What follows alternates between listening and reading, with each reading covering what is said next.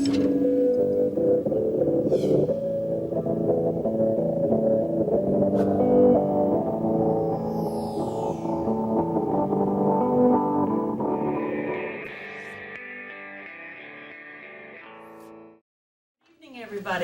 I'm calling this meeting in session. Would you please stand so we can say the pledge of allegiance, please?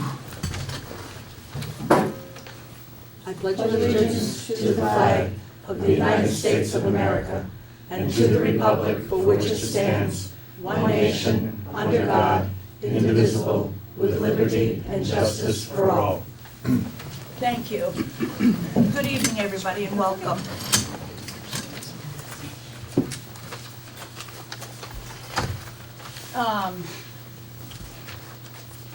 The only chair's remarks that I have tonight is that I've got a little message or memo from our Highway Commissioner, David Walker, that says that the town office parking lot is closed for employee parking.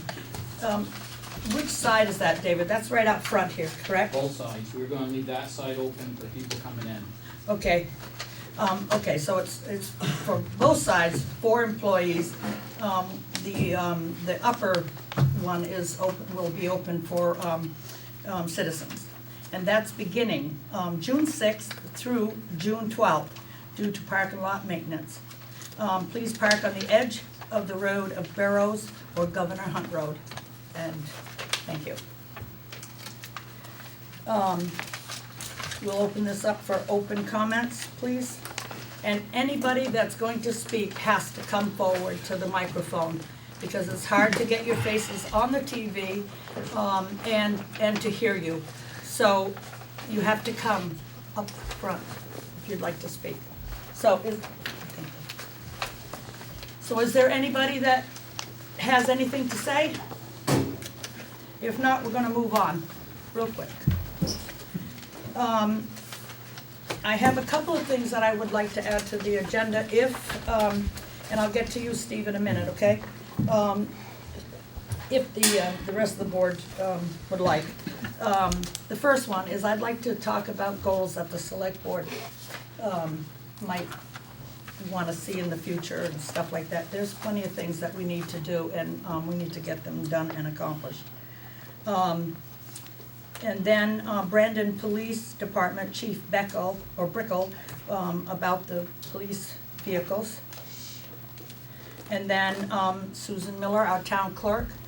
And if you add any of them, the goals, and will go under new business, the Brandon Police Department under old business, and if you will indulge me, Susan Miller will come up under guest department and committees, and she's gonna go first, as long as the highway doesn't mind.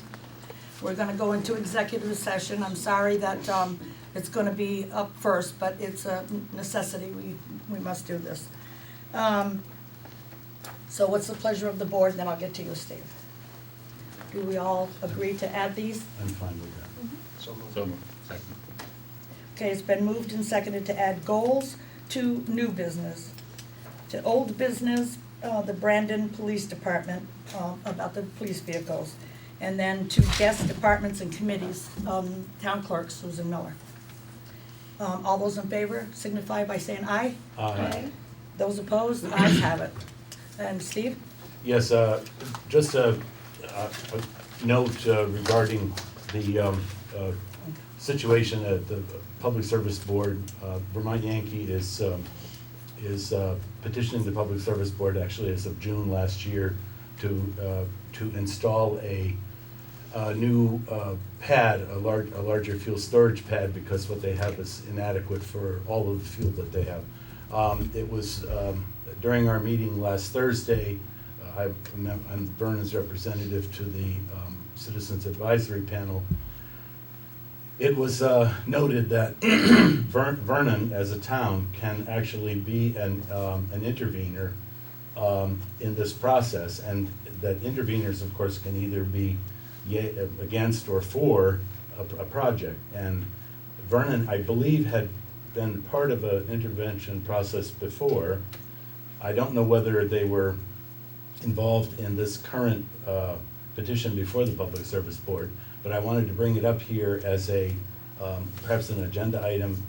The deadline for doing this is, unfortunately, is June 8th, I believe, which isn't very far, but on the other hand, to petition as an intervener, I think is a very simple process, simply sending a letter to the Public Service Board indicating that Vernon wants to become an intervener. We probably got communication on that sometime in the past, asking if we wanted to.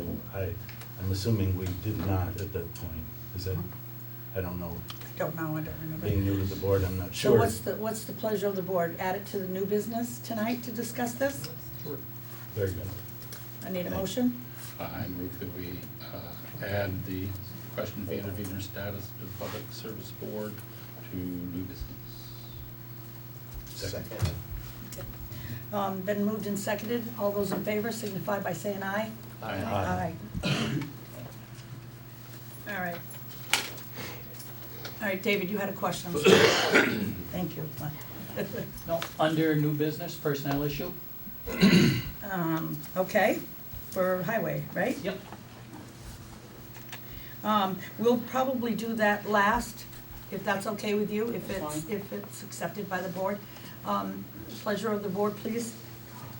Would you like to add personnel, highway, to end of new business? Move that we add personnel highway department to line item in new business. Second. Moved and seconded. All those in favor signify by saying aye, please. Aye. Aye. Okay, the ayes have it. All right, we'll move forward onto guests, and we've added Susan Miller. Do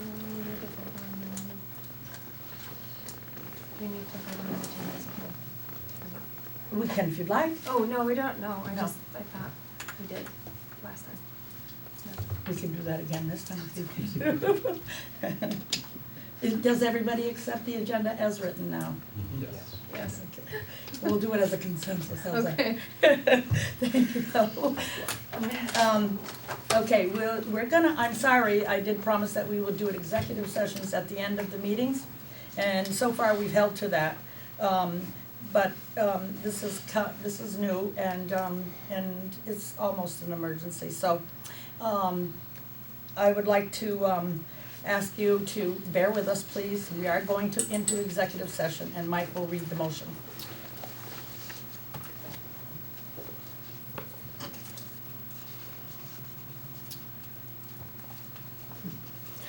It's okay, It's new Mike. up in the air.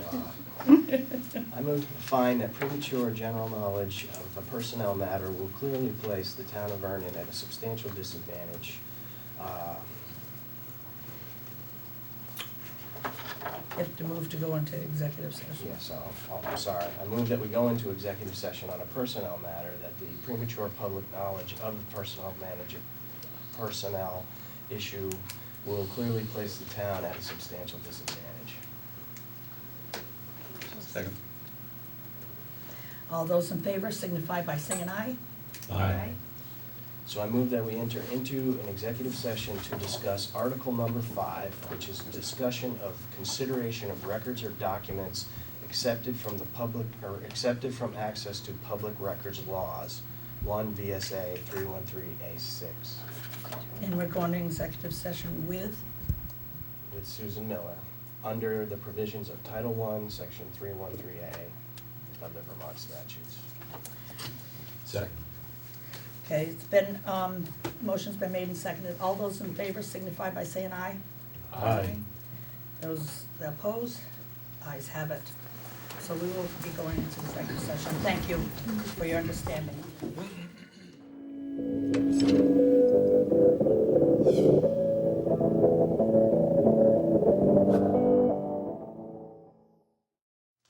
After a recent visit, this is from Susan. After a recent visit to my doctor, he has recommended that I take a medical leave of absence from my position as town clerk as soon as possible due to some health issues. Since there are 2 town votes coming up this month, one on June 23rd and one on June 30th, I plan to stay on until after those dates. I plan to begin my leave on Monday, July 6, 2015. I will have to see how my medical issues play out in deciding on a return date. I realize that there is a maximum 12-week period allowed for leave, so my last return date would be September 28th, 2015. At the latest, right. What did I say? Last. Yeah, so my latest, Ina Lindquist, my assistant town clerk, has agreed to temporarily take over as town clerk in my absence. I have also sworn in Nancy Gassett as town clerk assistant. Ina and I will train Nancy in the coming weeks leading up to my leave. Beginning on July 6th, she will become Ina's temporary assistant while I am out on leave. We will need to establish how many training hours I can make available in the weeks leading up to my leave, beginning on July 6th. Ina will work 40 hours per week during the time she serves as temporary clerk. Nancy will work the 29 hours per week as she takes over the assistant clerk position during the same time. Thank you for your help and understanding. This is very sad, and I will hope and pray you get the medical care that you need, Susan. However, we have to appoint Ina as a temporary town clerk. So moved. Second. Okay, it's been moved and seconded that we appoint Ina Lindquist as temporary town clerk. All those in favor signify by saying aye. Aye. And her assistant is up to Ina and Susan, not us. So welcome. We will have to work out their pays and things like that, but I will have to get with Cindy to find out the grid and that, so on and so forth, okay? And I'll report back to the board. All right, moving on.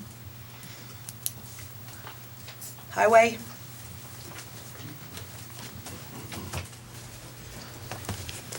Everybody got a copy of the bid spec?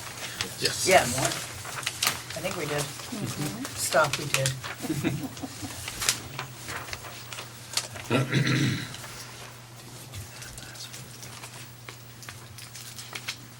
Oh, yeah, no, that comes out of state stuff. That's EOC money. Sorry, David. That's all right. That's not me. My first question is, why are we getting rid of these? No, this is to go out to bid so we can get one. It's the new thing. Oh, I'm sorry. I'm thinking of the wrong thing. Yeah, and I'm shuffling papers, David, and how very rude, I'm sorry. It looks like this, Chris. Yeah. It was the second one in on your. Well, okay, That was a long time ago. that was a long time ago. I'm reading the wrong Right on one. top. Isn't I it? thought it was something new. Yeah, Yeah, that's what yeah. everyone else is looking at, so. 2015, we're doing well here. getting You know rid of why, because I was something. thinking this was the year, but then. I better watch out, I'm next. Go ahead, David, I think we've stopped shuffling papers on you, how rude. For the mower tractor that was approved at town meeting, if we can put it out to bid. Okay, Sure. thanks. Go ahead. Have to have a motion. I know. Is there any discussion about this before we go any farther? It was approved. I Just thought- one question. The bids are to be returned 2009. I just put a date in there, I'll just change that once I know It it's seemed approved. Okay. quick. Right, Alright. no, it's just when I put it together, I just put a date in. Okay. I could go back and change it. So what, What date are you gonna put in there, do you know? Probably try to have it back for the first meeting in July. So, Which is the 6th. The 6th. Okay, so we'll put in there July 6th. All right. Steve, questions? No, it's other two, I can't see the calendar from here. But But it's it'll like- July actually- 6th. you'll Is that get a them in, Tuesday? you'll want them It'll like be July in 1st Tuesday or of June, something. it'll be in, well. wait a No, minute. that's Monday. That's the Monday where we'll. I was just Yeah, wondering June if that- 30th. June I'll have to 30th. turn June it Oh, in, yeah. Get them and They hand them do in to you changes guys. in- I don't know. So it'll be Monday, July 6th. Okay. That's all I was Yep. asking, Chris, thank you. so for there- your- there'd Thank be a you. turnaround of like 3 weeks on getting this back? And Yep. then you'd get it in the beginning of August. Would you have time to use it this year? Or- That's what we're hoping for. Munson? I move we, how do I say this? Authorize and put it out. Authorize David to put out the invitation to bid as given to us on this piece of paper here. Second. Okay, motion's been made and seconded. All those in favor signify by saying aye. Aye. Aye. Ayes have it.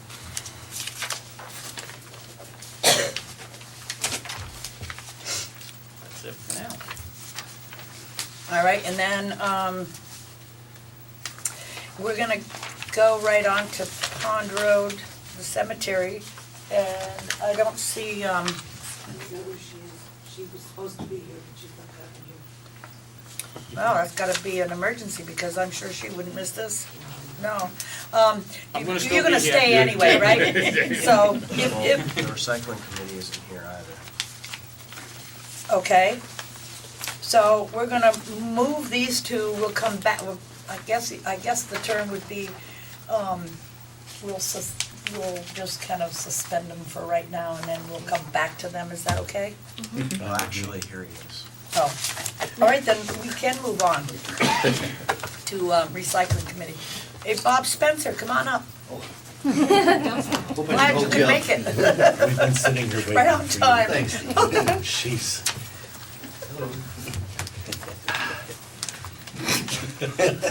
How's that He feel? beat me, you know. Okay.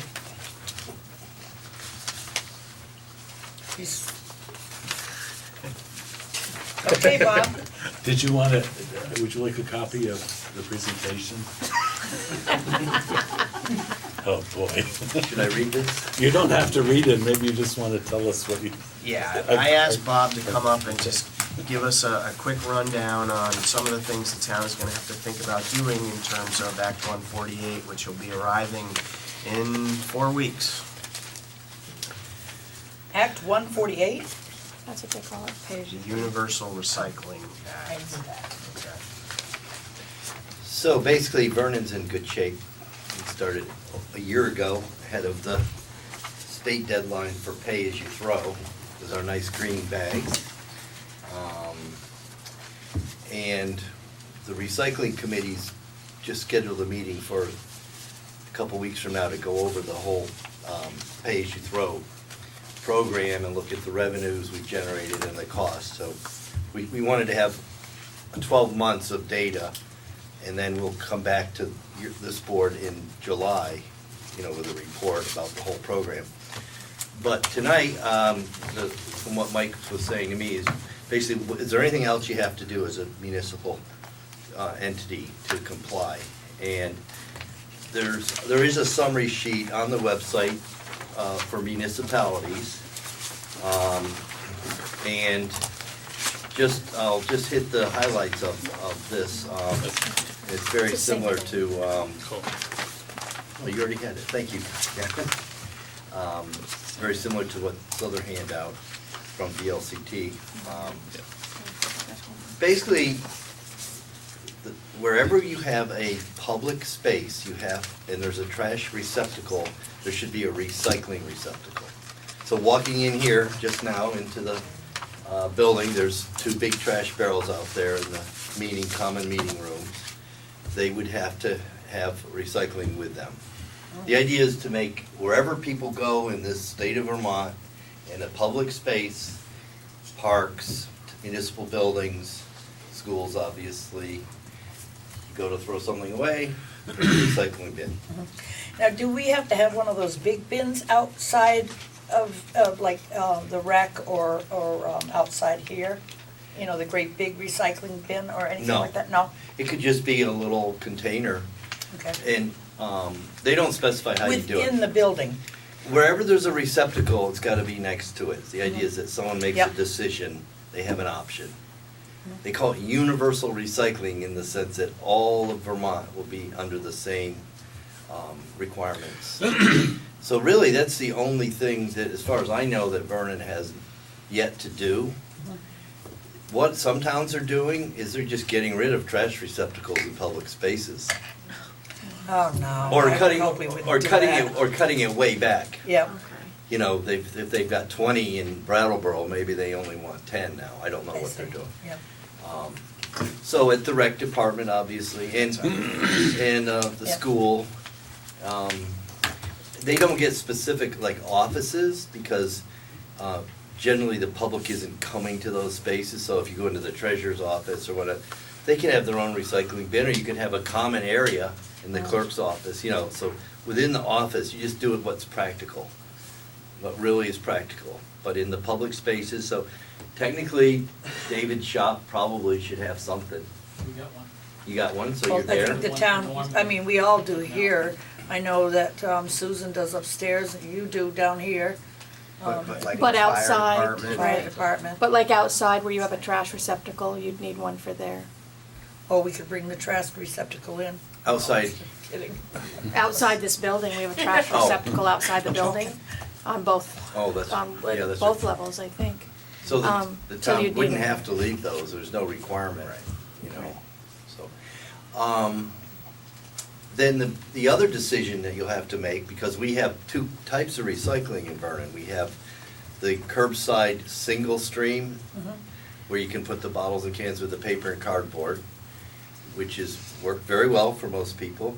But we also have the district's recycling boxes at the highway garage, and those are the multiple sort, paper, cardboard, and containers.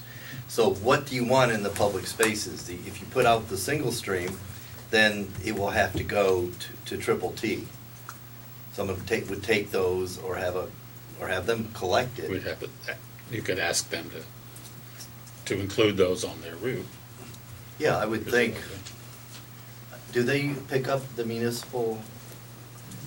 No. No. No, so that would be a question for. Yes, they do. Is that Oh, they do? dumpsters, right? Town garage, if we have the bag out there. Oh, I Yes, thought but- he was talking here, I'm They sorry. would. I talked Yeah. to They Kevin stop today here, too. about that. They would Oh, if they he do. put it out here. He just happens to drive by it, and so he takes it down and All puts right. it in the bins. Oh, But they okay. would. Never That- mind. That might Never make mind. I sense, didn't I say mean, you're that. already doing it.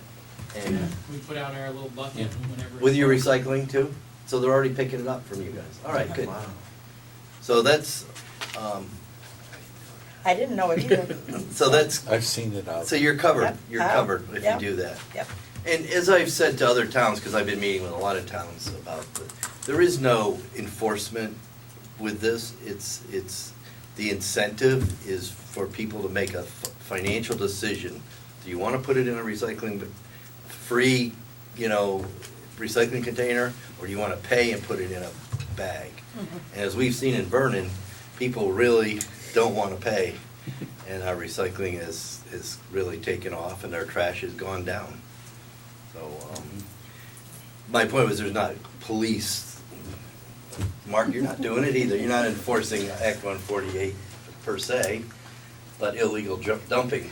Only illegal dumping. Right. In terms of littering and disposal of garbage. Yeah. That's about it. And we did talk to the sheriff's department, and they have no intention of being an enforcement arm of the A&R. No, don't say it, say it isn't true. We don't have a trash police? We don't. It's just citizens. So if I might, there are a couple other things that are being required of municipalities, but the solid waste district's taking care of them. One is an ordinance that all municipalities have to have that requires the haulers in their community to use pay-as-you-throw. Now, Vernon is unique. Only Westminster, Brattleboro, and Vernon have municipal-sponsored trash and recycling collection. Other towns either have a transfer station, like, you know, Wilmington and Whitingham and Jamaica, or they're not in the business at all, like Guilford and Dummerston and Brookline. They just say, you deal it on your own. You could take it to the district, buy a $20 sticker, and recycle for free, or you hire your own hauler. So what they wanted is that each municipal government have an ordinance that required variable rate pricing within their jurisdiction.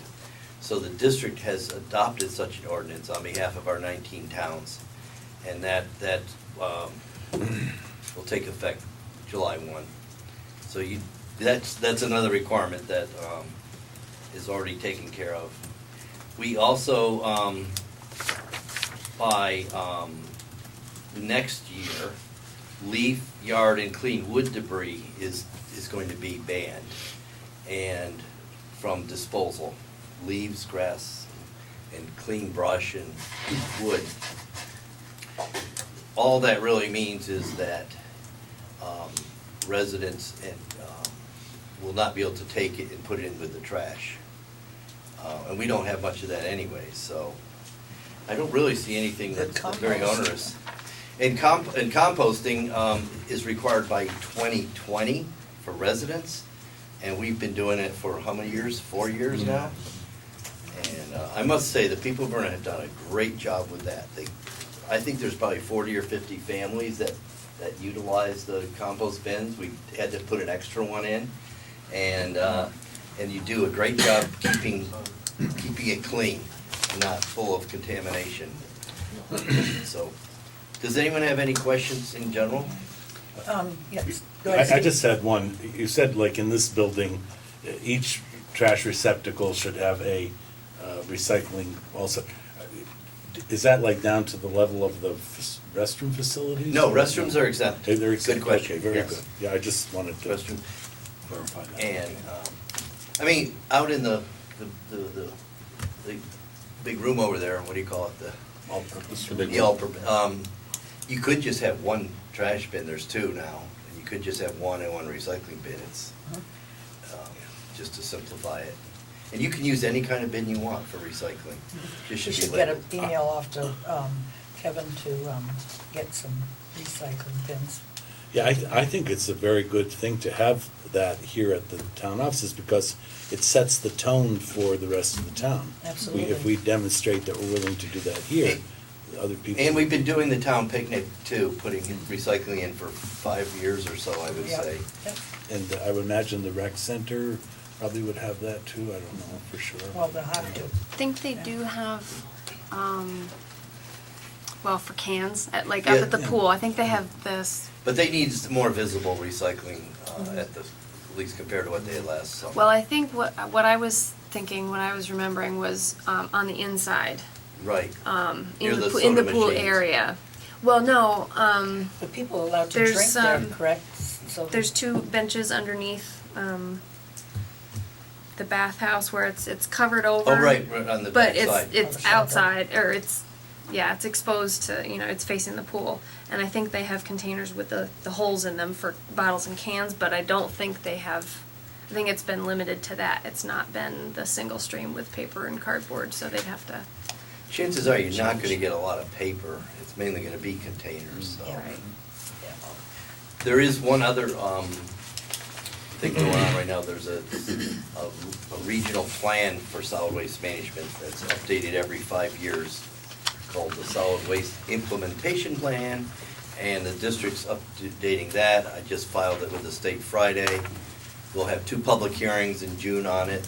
It just basically outlines the steps that you're gonna take in a whole range of things, from household hazardous waste management to educating businesses, educating schools. We are now starting a full-time recycling program coordinator position. Kristen Benoit, who's been our office manager, at half-time recycling will start full-time doing just the education and outreach. So we can make that available to Vernon businesses and she'll be contacting people. Mike, have any questions? No. Steve, Just a minute. you have a question? Let me get through I already got the minutes. select board Thank you, first. Michael. No. No, I have none. Thank you. Okay, step up to the microphone, please. Bronna Zlockover. I would, in line with what Steve said, I would like to see, instead of fewer bins, there are, as Katrina said, there are 2 waste bins at the front and as you come in from the parking lot, and also over by the police entry.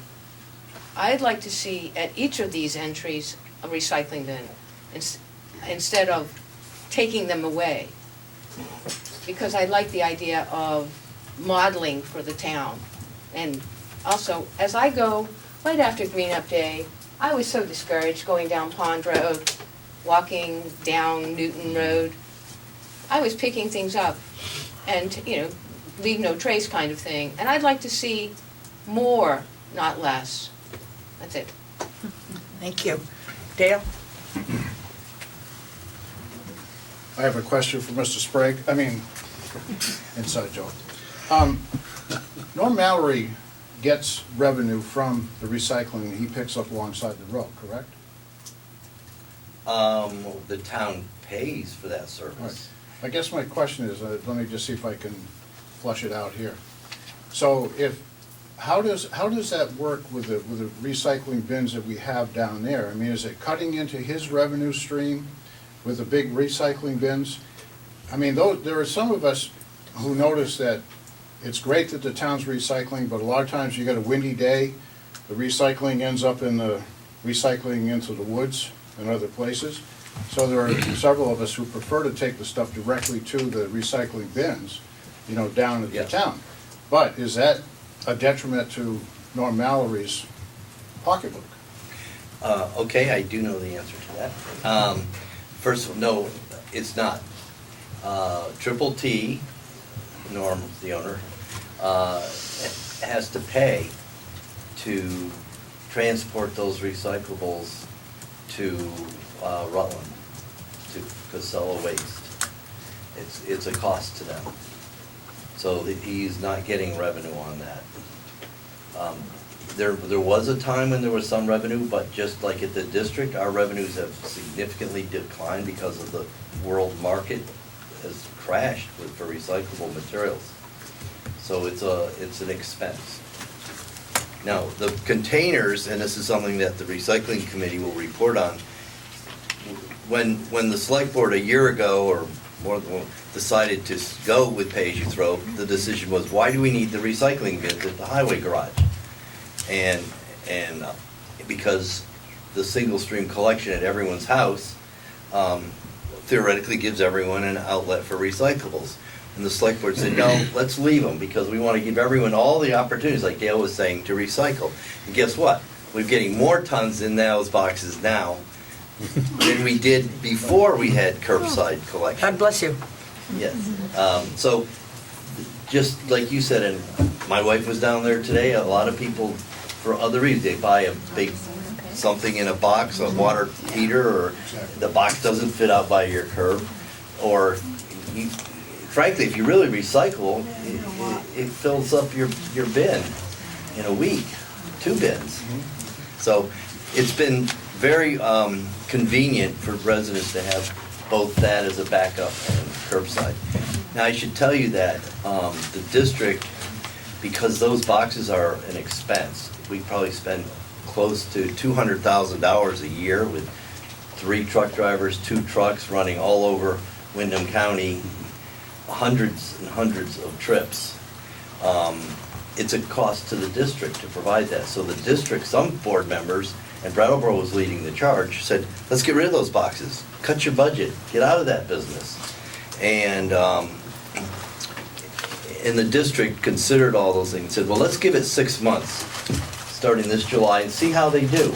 Are they going to be tremendously more popular like Vernon? Will they be full of trash? We do have a trash problem with them anyways. So we're going to take a wait and see approach on the boxes. But it's also, so it is possible that by November or December, the district will decide to take those boxes away. Now, what other towns are saying, well, then let's have it be a fee service. If the boxes are, if we want them, like Putney's saying, we absolutely want boxes because we want them. And maybe Vernon would too, I don't know. Then the district would look at saying, okay, if you want the boxes, then you would pay for that. And it wouldn't be that much to have them collected, So the other thing I should point out is that it's possible that within a year or two, and this has been reported, the district would close that recycling plant on Old Ferry Road because we're losing tons to the single stream option.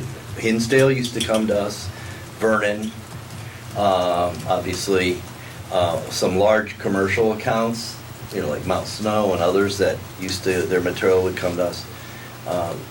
And Brattleboro would probably switch if they weren't such a large member of the district with a third of our budget, because it would really hurt the district. So there's a lot up in the air, and Mike is our rep to the district, and he's very aware of all these issues. So, any other questions? Well, thanks for the opportunity, and you guys have done a great job. I'm really proud. I live in Vernon, get to run the solid waste district, and I get to point to the first town in the district that took on pay-as-you-throw and did a great job. So, Now, Thank you. thank you very much. yes, thank you. Thanks, Bob. We'll go back to the Pond Road. Thank you, Bob. Thank you, Bob. Marilyn, Dave, you want to come up with Marilyn? Because you can help us understand.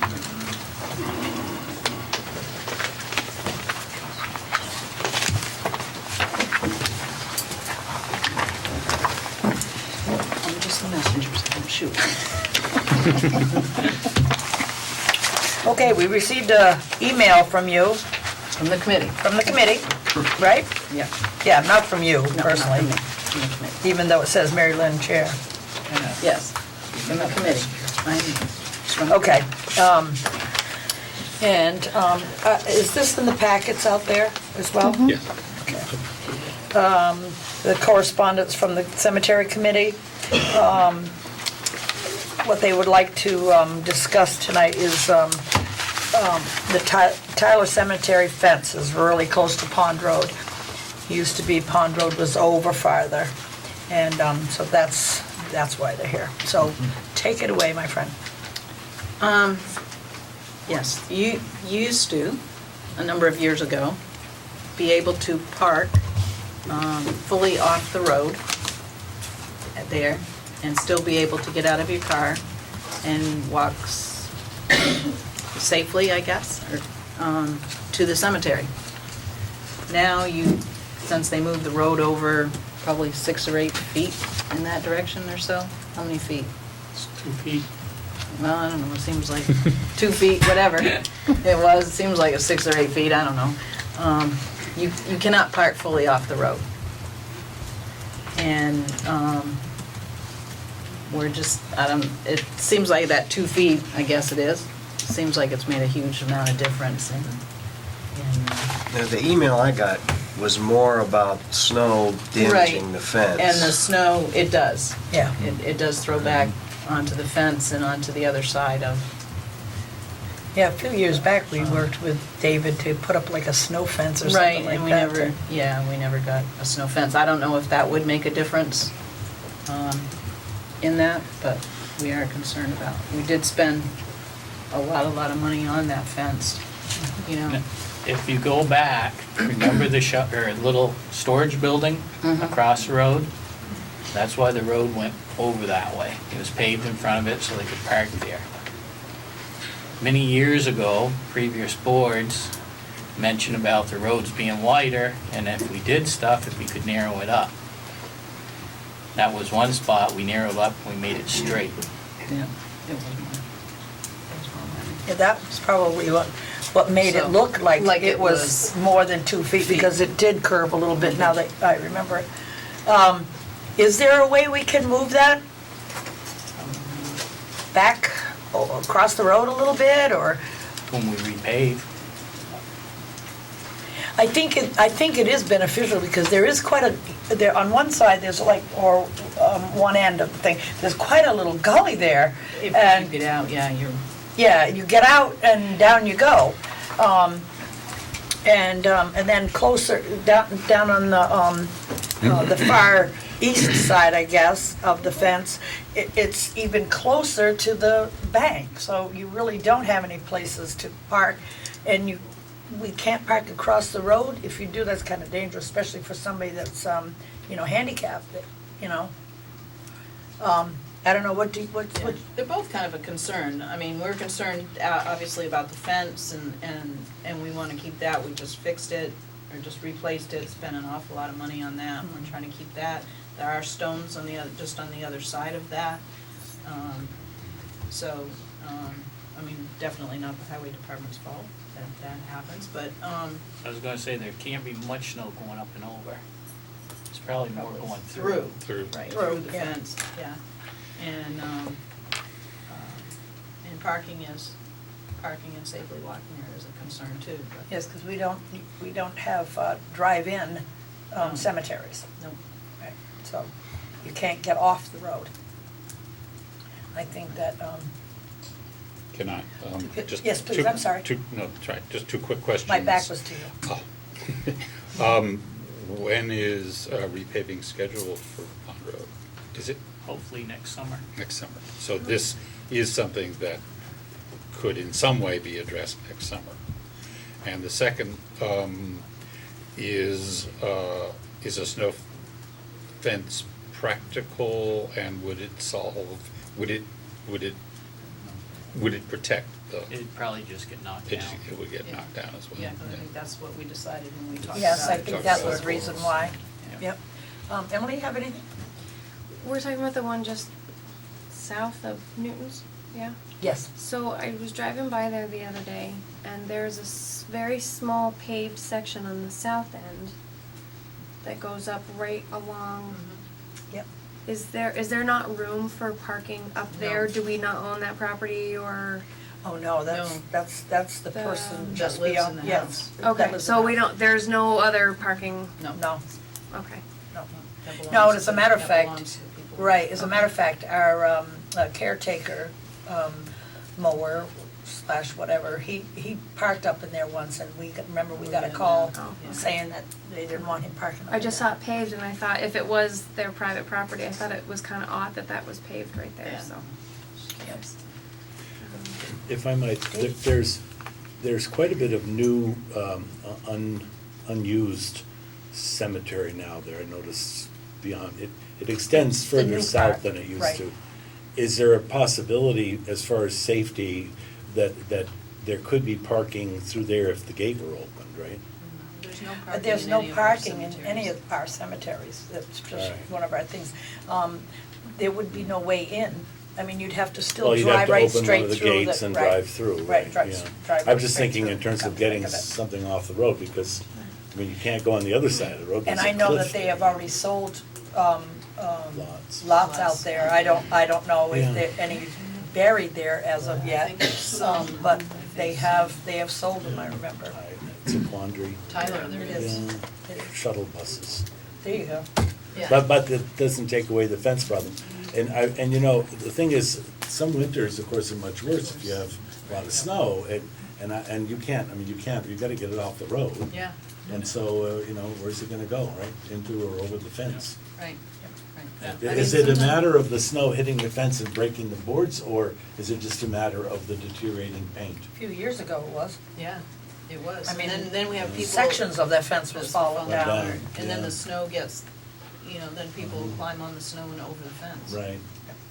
Now, how come you Just have it no so people. people can't go in to the cemeteries? I Why? don't know, it's just Because I been a open the law on the gates books up forever, for and even cookies if for the it's a law, I vandal. don't have no idea.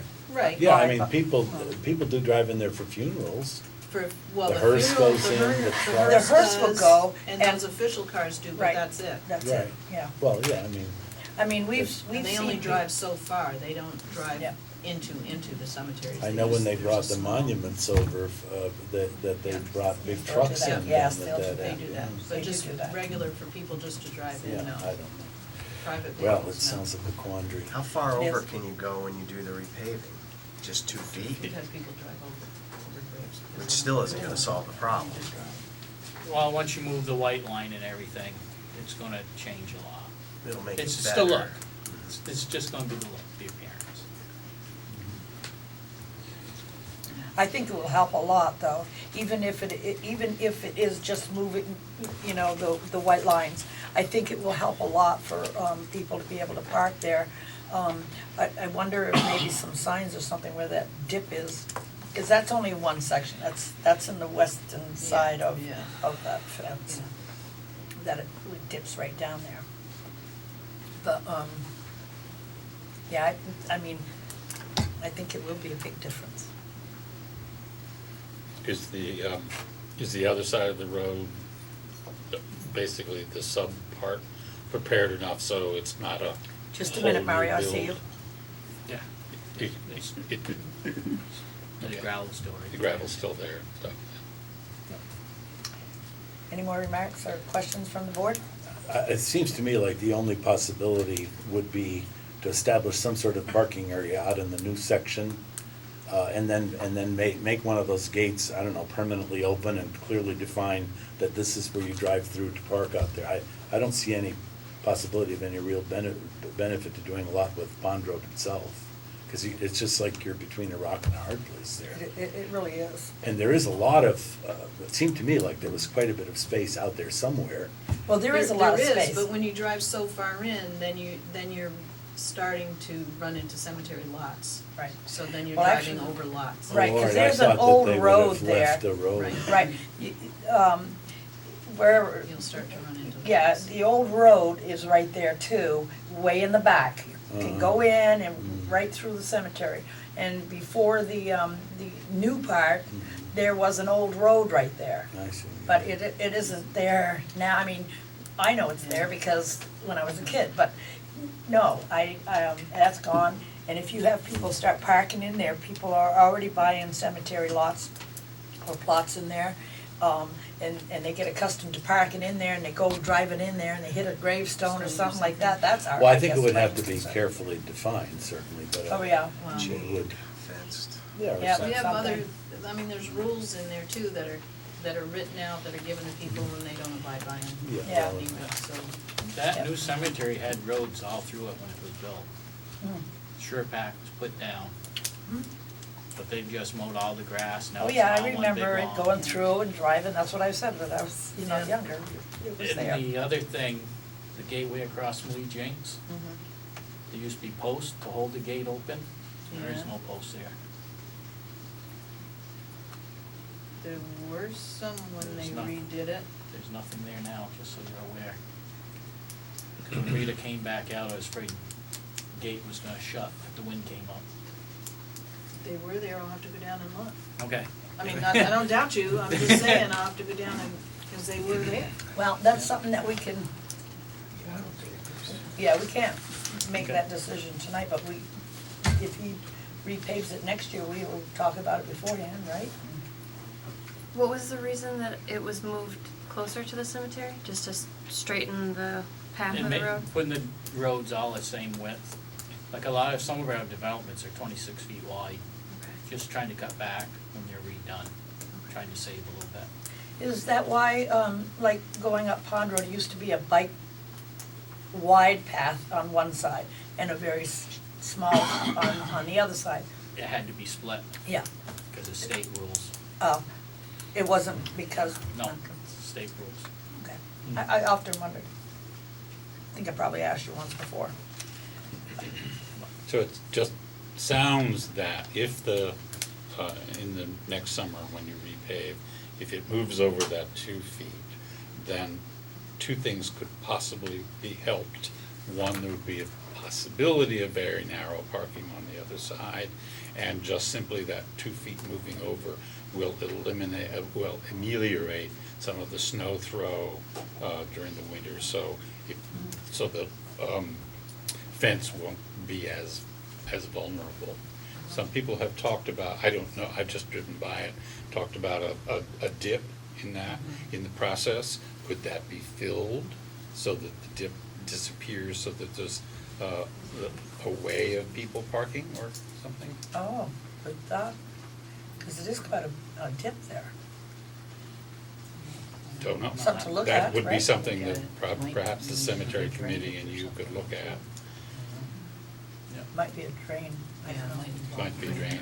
Yeah, I don't know, I'm just saying, if people But, have been yeah. talking about that, then maybe there's a way to make it a little better there. All right. Mario, step up to the microphone, please. I know that's gonna be hard for you to Right, do. hand it to You her. can, yeah. I might be a little confused here. There's two issues at stake here.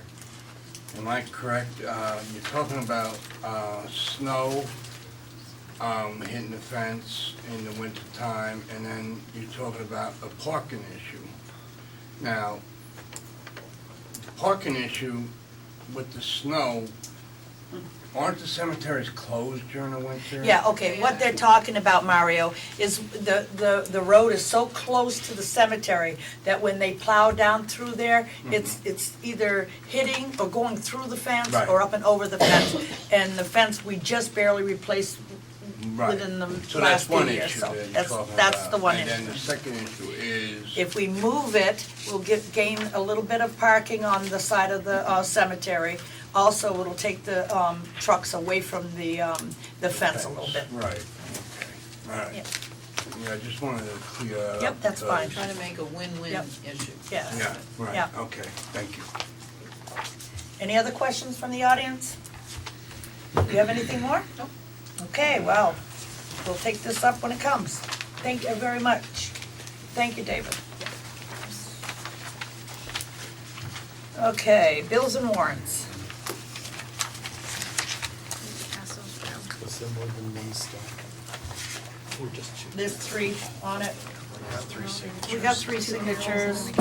Nope, there's one. Did I? I thought I- You and I, we didn't do it. Do you have that one? I didn't do it. Okay, you did sign that one. This one's got 3. Did you sign it, see it, or do you want to? I believe I signed. Yep, I you signed did. 2 out of the 3. You did. Steve did not see it nor sign it. Do you want to look at it, Steve? Thank you. You're welcome. Nice. I need to get in here earlier, I guess. Also, under old business, or new business, actually, I'm going to, I got a couple of things that I want to bring up too, but that's just my normal blah blah. One of them is about our bonds. Bond issues or whatever, bonding.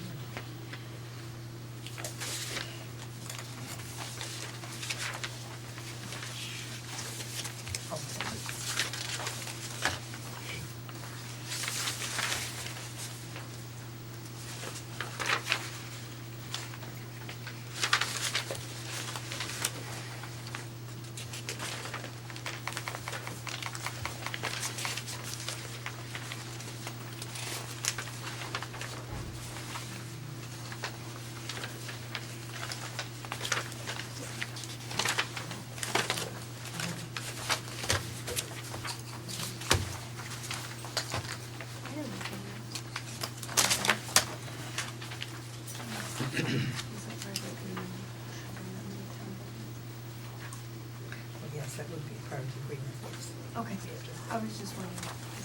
Usually there's an apartment fee Yeah, that would be a good song.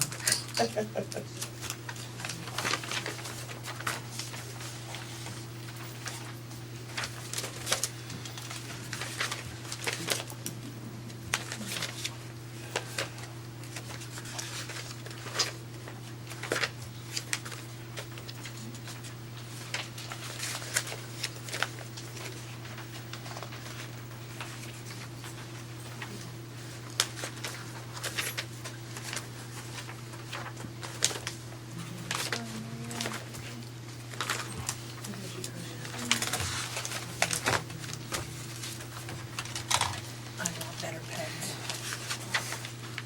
You want to put it on the agenda? Could you? Yeah.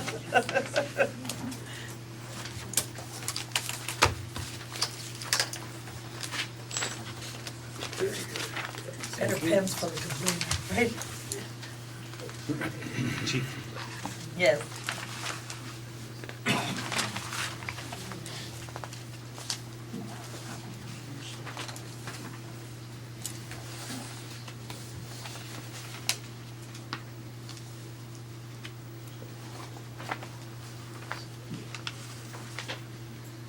Is it still open? No.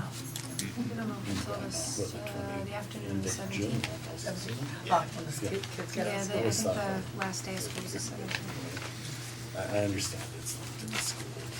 Not that there would be a lot of business this weekend, right? No. No, I I- started my wood I stove did- last night. If If I had a wood stove, I I would. get a call from my well, daughter, I would what are stove you doing? upstairs. Oh, I can smell it, wood stove. It was cold. My wood stove was upstairs, I probably would stove too. It was cold. That's why I brought tea. That's why you brought what? Tea. That's why I made, instead of drinking my I water. brought my tea. No. No, that's why I brought my, I made tea, because I was cold. Munson, you wanna hand these over to? These have been signed. Thank you. So,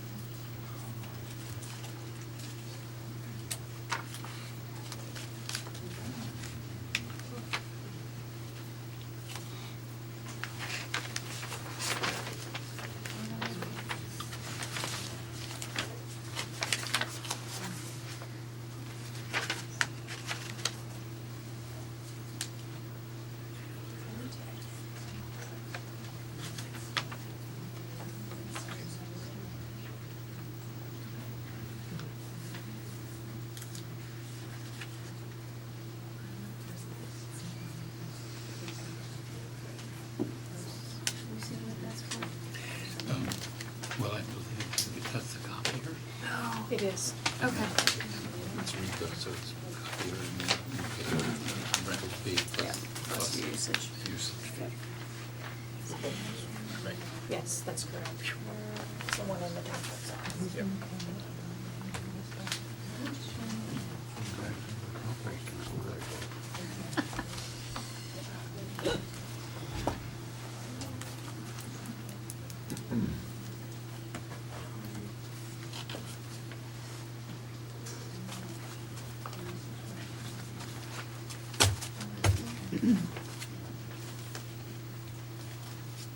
You getting there? I'm getting there, there's a lot of Good stuff. girl. You take your time, because it doesn't matter. Best to do it right in a hurry.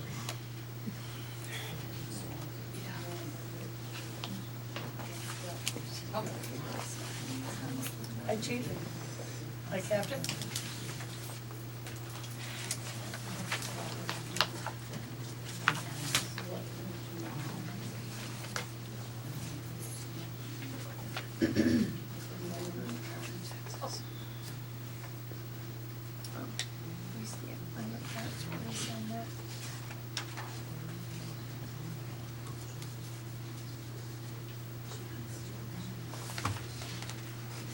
Uh-oh, we're running late, aren't we?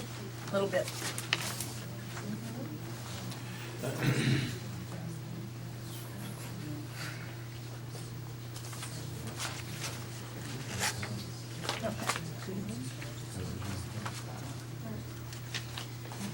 Okay.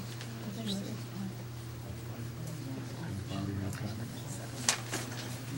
You scrutinized it enough for me. You wanna look?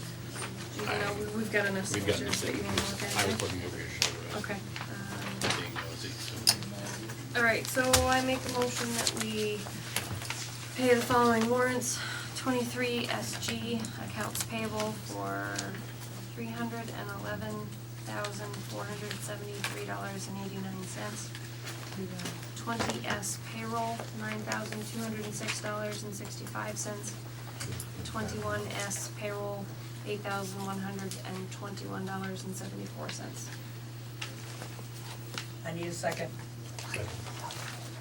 Motion's been made to sign and pay warrants. 23 SG, accounts payable, $311,473.89. 20S, payroll, $9,206.65. 21S, payroll, $8,121.74. All those in favor signify by saying aye. Aye. Ayes have it. Okay, approval of minutes. I have one correction. In the list of attendees for the meeting, there was an S. DeVroe listed, and it is actually Jeffrey. Jeff.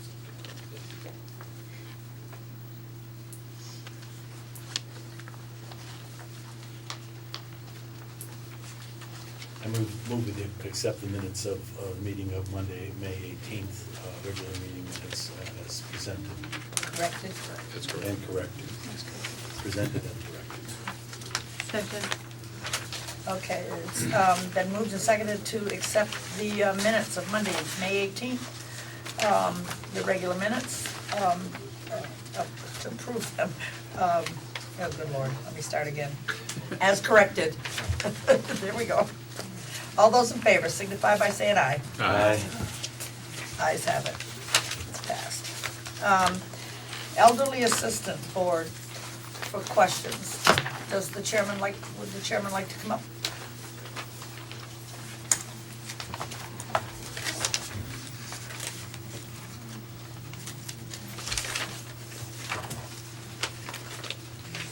Okay, Steve, did you have some additional questions for Mary Lynn? An elderly assistance. Did I have some originally? No, I'm just asking if you did. Oh, I'm Because sorry. we had a No, few I didn't so. have anything further. Excuse Okay. me.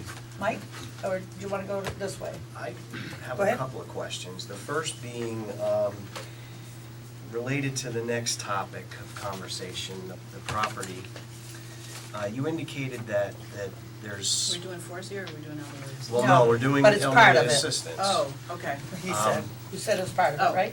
But in reading what you read or wrote Yeah. as the delinquent tax collector, that there was a loan made out from the Elderly Assistance Board to these people, that you're asking us to forgive that Right. loan. I wasn't under the impression that Elderly Assistance was giving loans out. I thought they were just helping. What happened was, Mr. Kutu died, and his children said, you can have this house if you bury him.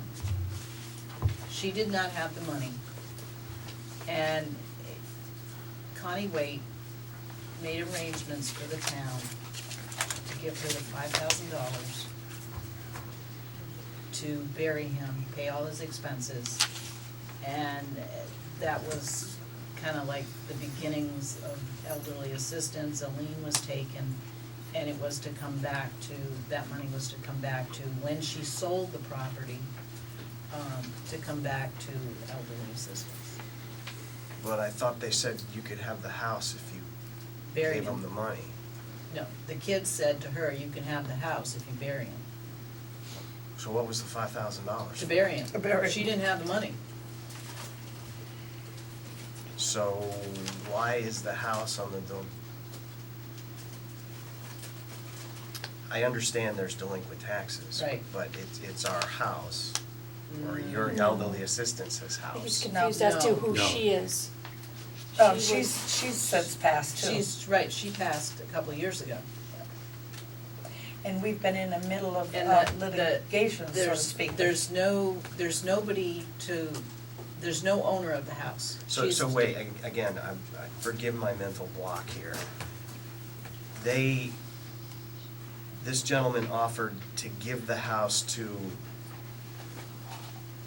He died. not the town, the woman. Right, So you gave the woman the $5,000, that was long before me. or the But Elderly anyway. Assistance Board Right. gave, okay. Well, actually, the It was town select did. board. Yes, Actually, it was the town select board. Did. The So- select board did.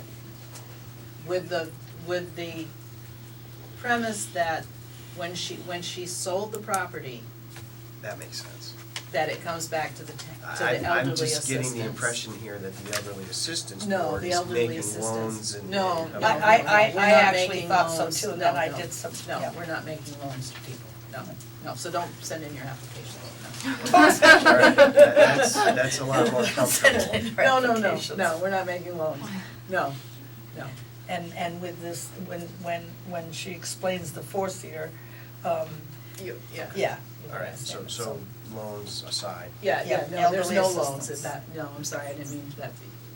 Okay, my other concern was in going through some of the bills and warrants, I'm noticing that immediate members of the elderly assistance board's family are taking or being paid large sums of money. Is there a conflict of interest there, or I don't understand how? They do snow plowing, and we will pay anyone, to do snow plowing, snow removal for us, as long as, and there are some other people that, there are a few other people who do snow removal, provided that they have the insurance that's required, which a lot of people don't want to have, and as long as they are willing to, do the guidelines that we require them to do. And it's not just going to someone's yard, dropping their plow and pushing some snow out of the way. We require that they shovel, because that's usually an important factor for older people, because they can't, you know, I can have my yard plowed and I can get out there and shovel for the oil man or whatever. A lot of older people cannot do that, so we require that they do shovel walkways. We require that they shovel for oil fills or, you know, that type of thing. Require that they shovel so that emergency vehicles can, you know, access doors, so they can do those things. So there's, other people that sometimes are willing to plow, but won't have insurance, or won't get the insurance, and the town requires that you have insurance. But I still see a conflict of interest.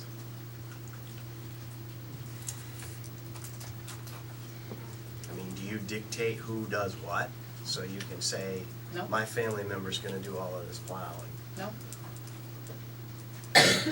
Isn't it really up to, is it up to the, It's up to the person. people, like, if I wanted you to plow my yard, because I'm a senior citizen, Right. would it be my choice of who I ask? Yes. It would be. Yeah, you can ask for whoever you wanna ask for. That's how, we send out a form every year. They can ask for who they wanna ask for.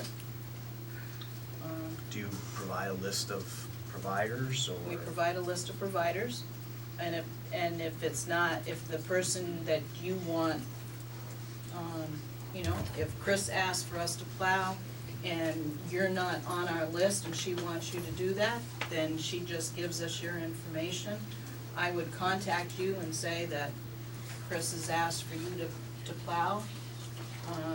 You need to provide your information, your insurance information to the treasurer's office before the first time you plow. And this is the way we do billing, this is what, this is how much, you know, this is how much we will pay. You know, we don't exceed, there's an amount we don't exceed, so, normally if, you know, if she had a $70 driveway that you would have charged for, we're not gonna pay that. And if so, if you're not willing to accept what we pay, then you can either work it out with her and if she's willing to pay you the difference, then good, or if you're willing to accept what we pay, then.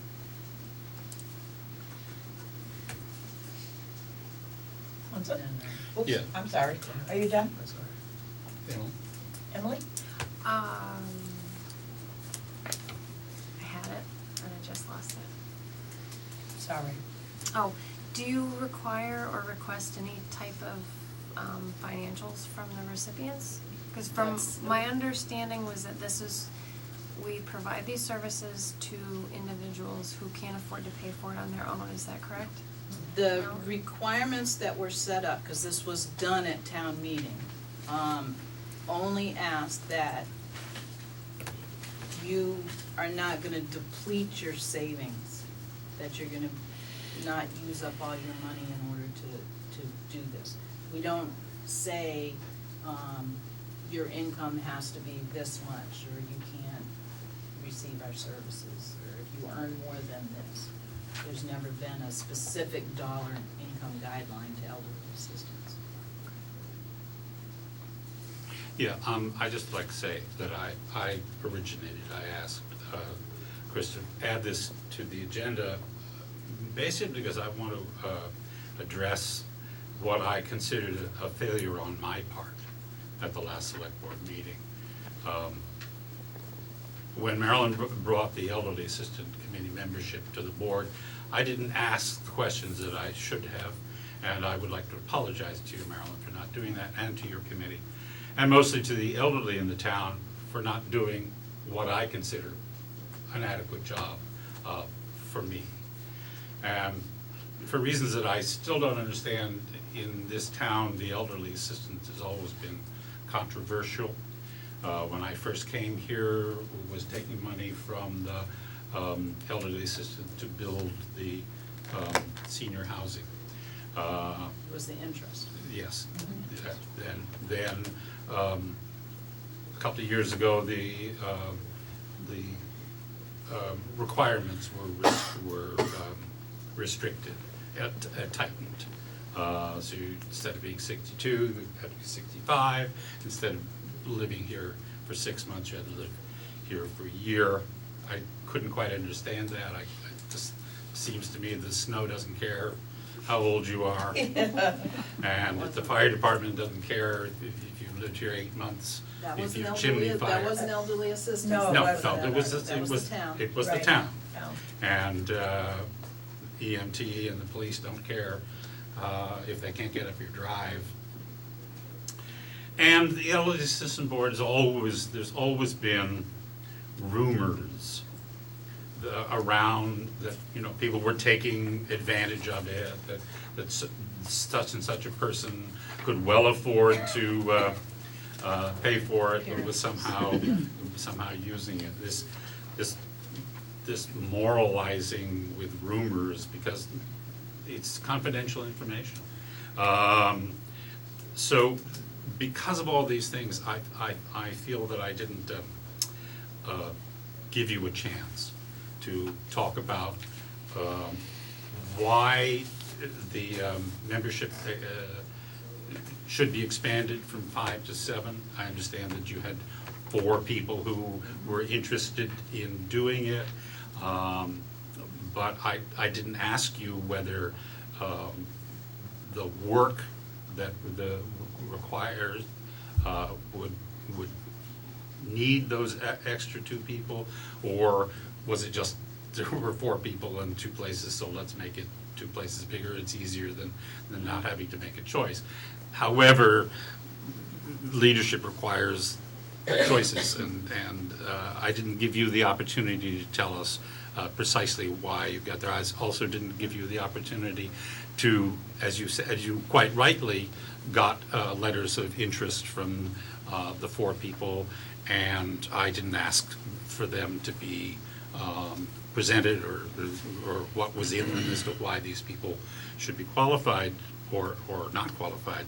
I should have asked you to bring them, specifically because 2 of the people who are now on the committee were part of the town select board when the restrictions were put in, upping the qualifications. And I would just like to hear from them if they were, or for you, if you felt that they would be as comfortable switching roles from restricting access to giving out money. And I didn't do that. And I apologize, because I think the elderly assistance is vital, and all we do is swirl around with bad luck, and the more open and better. as Betty Davis said famously, old age is not for sissies. And if you in this town get to be 65, God bless you. I don't care how much money you make. If you need help getting your road plowed, or you need somebody to build a ramp so the EMT people can get you down in a way, we should be doing it. And so I just wanted to bring up my apologies for not doing my job as the way I felt I should have done it at the last select board meeting.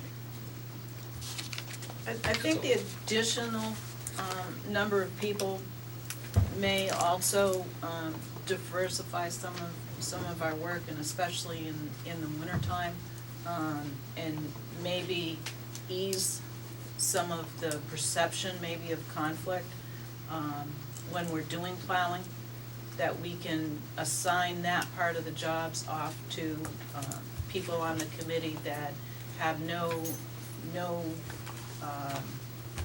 direct connection to the people that are doing the plowing, that can make those decisions and can do that. Our plowing guidelines, we sometimes case by case too, but we don't go out and plow just because there's 3 flakes of snow on the ground. We usually kind of go by 4 inches. We don't go out normally unless there's about 4 inches of snow. Sometimes it varies a little bit. We don't go out until the storm is about done. And again, depending upon the storm too. Sometimes you have to go out this winter, sometimes you have to do it more than once. But it's so, that'll give us a little bit more leeway in that to kind of separate some duties and give some more responsibilities around, rather than just a few of us, a smaller group doing things. So that was one reason in increasing the size of our committee to do that. Yeah, I don't, as I probably didn't say clearly, I don't know that my vote would change. I simply voted uninformed, and I feel bad about that. And particularly with the elderly assistant being such a lightning rod, the more we, to just sit, for me, to just simply pro forma add the people without asking why they wanted to be there and stuff, I felt bad about. That's all I have to say. Anybody else? Thank you for coming, Mary Beth. Thank you for answering my questions. Now we'll just go right on to Forcier. You're here. We might as well go right on to the Forcier one. Okay, Forciers. A little bit about that $5,000. The attorney has, I guess if I back up a little bit, Mrs. Forcier died. She had two brothers, I think, a brother and a sister, something like that, that wanted nothing to do with anything. So what ended up happening was Fitz, Olson, and Giddings was given a okay from the family. They signed off on it of no conflict, and the town signed off, no conflict, and they opened the escrow account on the property. So this house has been shut up for a good 2 years, maybe a little bit more. Longer than that. Yeah, at least 2 years, minimum of 2 years. So there is someone interested in purchasing the property, would like to purchase it. Actually, last year we had elderly assistants, had a volunteer, and went up there and shoveled the snow off the roof.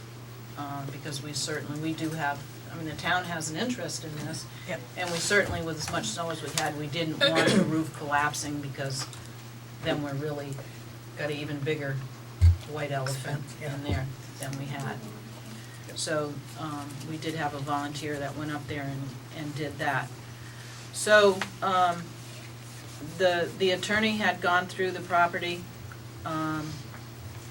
They went and made an assessment of it. They had a realtor go up there, and made an assessment. And of course, there's, belongings that are in the house. Refrigerator's been closed with no electricity. Water, whether the furnace is still any good or not, there's puddles on the floor that are underneath pipes, so those have burst. There's cracks in the foundation. There's a lot of, the real estate agent was assessing as is, of selling the property as is, maybe $10,000 to $20,000, and cleaning up, if you were lucky, at $5,000. Oh, wow. Yeah, and not getting. Now, do we know who's interested? I mean, there's 3 acres of land there, am I correct? Yeah, that was my question, is how big a piece of property is that?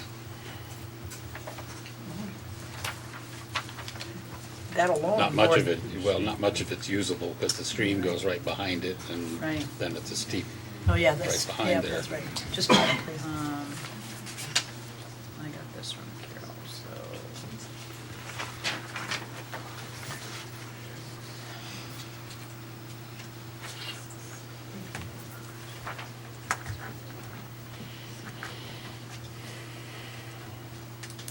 Yeah, because It that was is built in pretty high bank. 1957.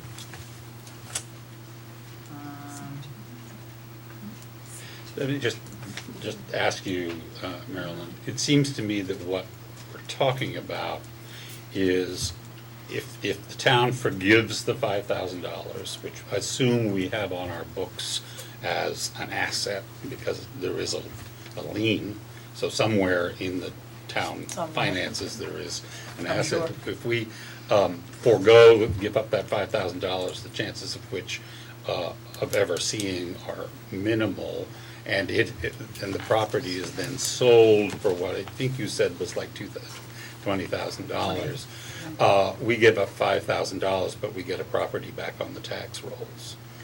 Do we get the full amount of taxes plus penalties? Well, even if that's not. There's a lien to the land trust that she has. And with the lady at the land trust that I was talking with, she has I'm sorry, got- which land trust? The Brattleboro Land Brattleboro Trust. They have finally realized through looking, and they went and walked through, that they're not gonna get their full lien back either on this. So they're looking at probably like half that they'll get back. So what will we get out of a $20,000 sale?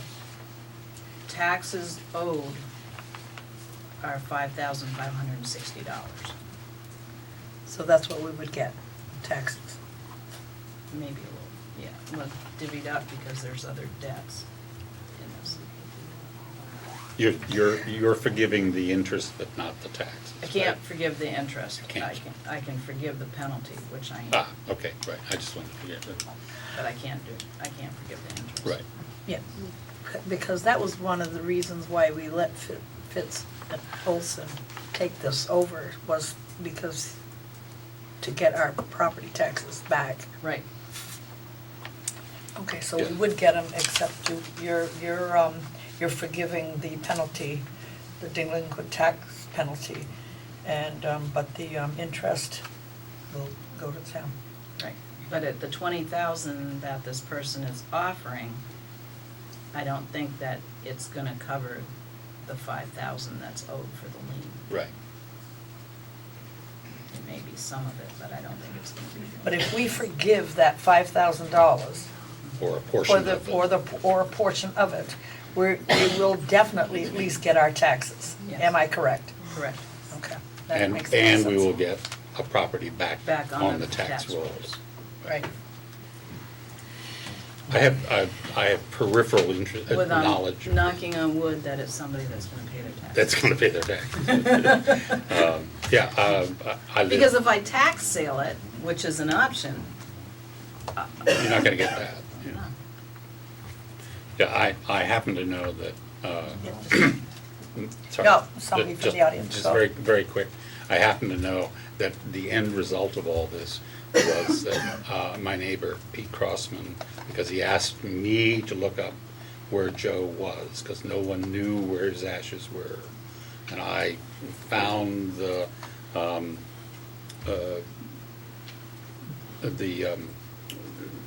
funeral home where his ashes were, and Pete contacted them and paid for his interment. Wow. It was very nice of him. It was terrific. He said, and as you know how Pete is, he said, well, it was just something I thought I should do. Mario, you had a question, and I'll come back to you. Mike? You need to come up to the microphone. You need to speak into that. I'm sorry. Unless we can give it to you. Okay, I'm All sorry. right, I'm sorry. Isn't there a procedure about sale of property that certain things have to be paid in a certain order? Like, do taxes come before any value in the property?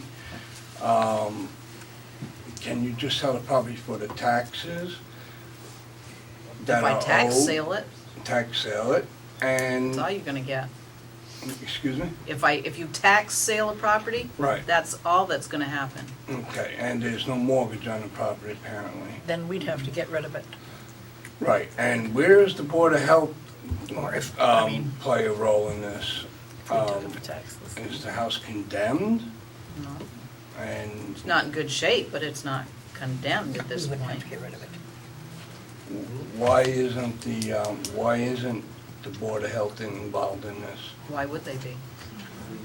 Nobody lives Nobody's there, lived there. Exactly, you know, so and, why would they be involved in it? well, because you have a house that's falling apart and it could It's not totally falling apart. attract. There's no one, I mean, it's falling apart, but it's deteriorating, yes, but there's nobody living there. Okay, if you don't, Right. you have another question, Mario? We're really running I late. just don't know where this is going with this whole thing, because it seems like you're stuck with a piece of property that, The town is stuck with it right now that we're trying to stuck with it sell. if we don't do anything. That we're That's trying what to get I'm it saying. off in this situation it is. and back on the tax rolls. Yes. Right. Okay. And you're trying to do that through a tax sale or without going No. through? No, we're trying to No. avoid a tax sale, Trying to avoid a tax sale. Yeah. Okay, if I'm speaking Right, correctly. yes, right. all right. Thank you, Mario. Mhm. Up to the microphone, please, Mike. My question is that what did the attorney recommend, and how is the amount apportioned?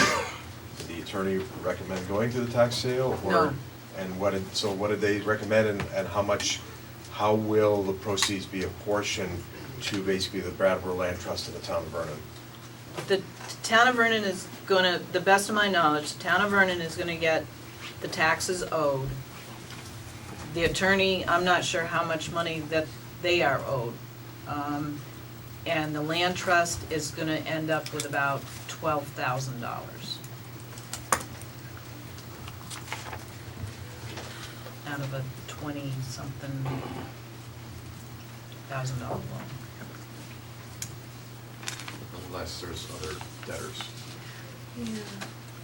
Well, I think what, I won't say it's what Mike's, what he's trying to say, but if we don't forgive the Elderly Assistance Board lien, wouldn't that mean that you pay out, say, the taxes, because that's what has to get paid first? Is that correct? Okay, so after the taxes are paid out, then you look at all of the debts that are owed related to the home. And if we keep the $5,000 on the books as part of what's owed, then it would reduce the amount that the Brattleboro Land Trust would get, but theoretically, we may get a And the portion of Brattleboro that. Land Trust won't agree. Yeah, they want to Oh. sell it. Oh, okay, I see. So, Yep.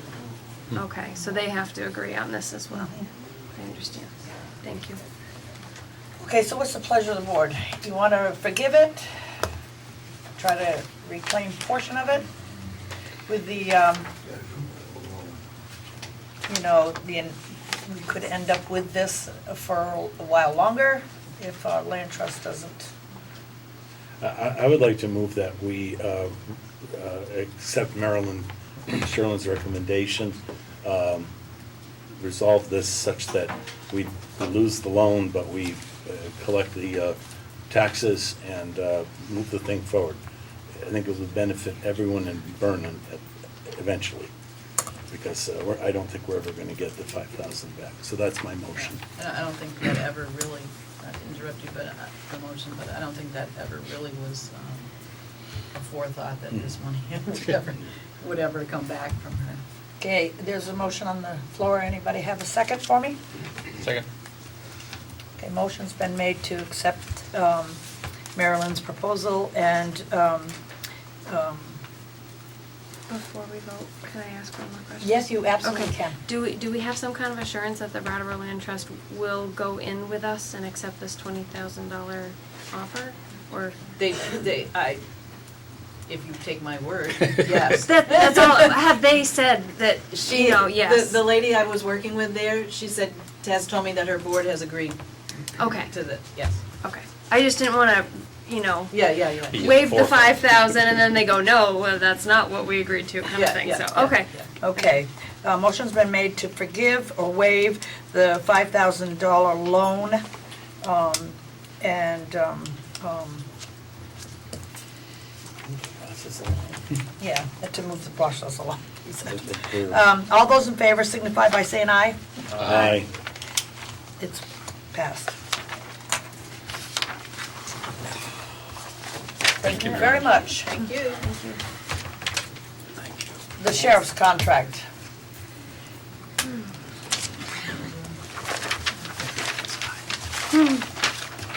Nathan's getting warm.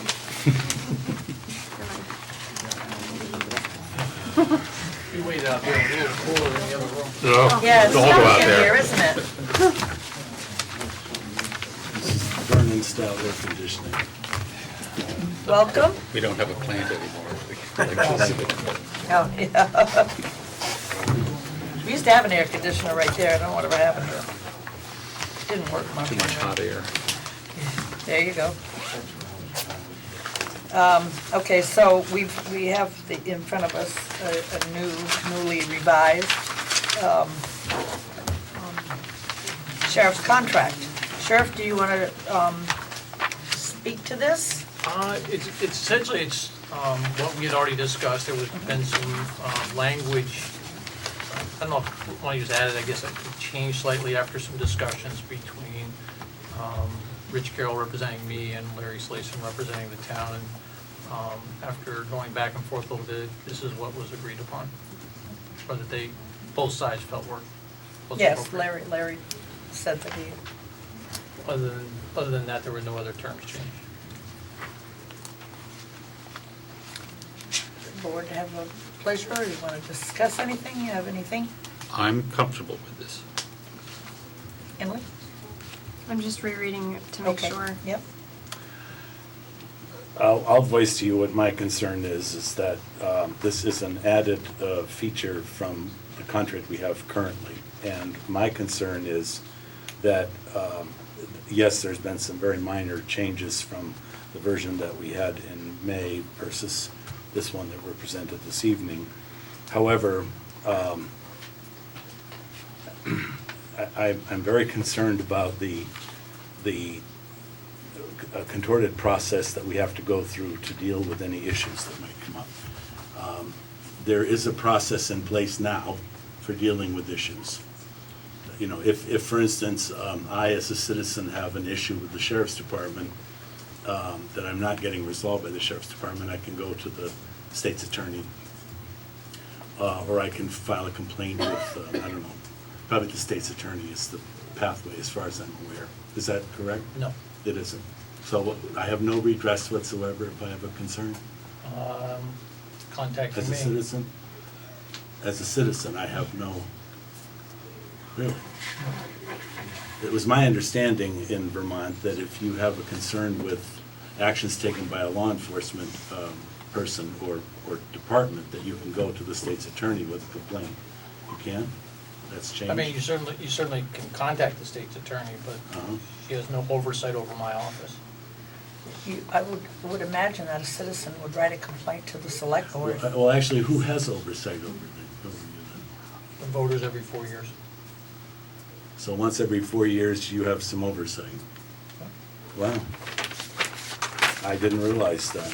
I guess I did not realize that. Yeah. Learn something new every day. Well, that's interesting.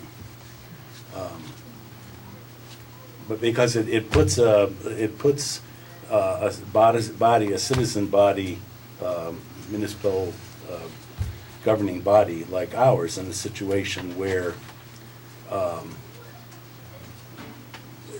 there can be things occurring that we have really virtually no control over. And it was always in my position, and I was in law enforcement for a very short time, but it was my opinion always that law enforcement reported to the citizen legislative body. Which is the select board. Right. And that's what I just said, that they have a right to write us a complaint, and then we would take it up with either the sheriff or his designee. That's how it's always. And if there's some criminal complaint that we have against the sheriff's department, where did we go with that? To the sheriff's department? I still think it would come to the select board first, and then we would go to the sheriff or his designee. Am I wrong? Am I saying this right? If it involved a citizen of Vernon, they came to you, you would do that. You would take their complaint and then notify me. Mhm. Or they can come to me directly Mhm. if it's, citizen doesn't think a deputy investigated something properly. Or if they think my deputy did something criminal. It's happened a couple other times. I review it.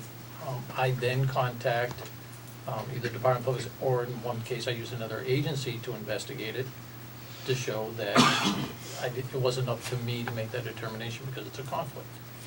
So that's what I do, and then. All right, so that's the point when someone else gets involved, is Correct. what you're saying. All right. Well, And I'm not a legal mind, certainly, and I would have been nice to have our legal, I thought that he was going to be here this Well, evening, he so I wrote could us question an him email. directly. I read the email. And he yes. said that he absolutely agreed with this. I know he did, yes. So And he's not voting on it here. No, that's true.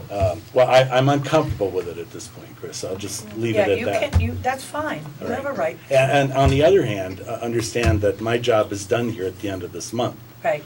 So I don't, But your I job only need right to be now is uncomfortable. important. I understand. And I only you're- need to be uncomfortable till June That's 30th, right. and then I revert back to being a citizen. Yes. Right. Okay. Okay, the that's pleasure all of I the have board? to I say. move we accept, or I move we sign the newly presented contract for law enforcement services from the sheriff's department. Second. Any more discussion? Okay, the motion's been made and seconded to sign the sheriff department's contract for another year. All those in favor signify by saying aye. Aye. Aye. I'm And does abstaining. opposed? How about opposed? I'm abstaining. You're abstaining, okay? Yes. And one abstention. Who seconded? I did. Anton? Okay, do you have the one that you want me to sign? The end of the meeting? Yeah. End of the meeting, okay. Anything else? Thank you very much. Thank you very much. Thank you. I have one other topic for old business. Okay, That would be Diallo versus the town of Vernon. Just wanted to let the board know that we've been sent documents from our attorneys. Chris and I have reviewed them. They were the plaintiff's first set of requests to admit interrogatories and requests to produce.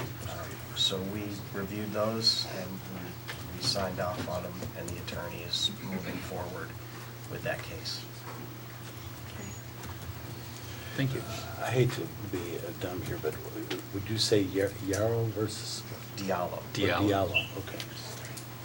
It's an ongoing situation. I don't know if you were on the board Well, at I've that only been time. on the board for 2 meetings prior to this, So Chris. probably you were, I think it Right, was Jeff, I was yeah. on. You were Well, on there's somewhere. something that, is it something brief that, or can you even explain it in Not in open public session. meeting? Not in open No, session, all right, then yeah. don't. I'll just be- I don't mind. I'm sorry. 2 more, this meeting and the next one. He seems you to be excited counting about the it? You days. know it, Libby. Why? Are you kidding? I don't like being in this situation. Yeah? No, I don't. Well, that's too bad. I Because you're a feel more good select comfortable. board. Well, no, I'm not good, because I don't even know about Diallo versus whoever here, so. No, I'm not good. But anyway, go along. Well, I'll catch up, okay. just about the time I'm leaving. Yeah, you can stop by the house, I'll There you go. update you. Right, I will. Fire department, reimbursement ordinance. What? Oh, say it. I hate being left in the dark.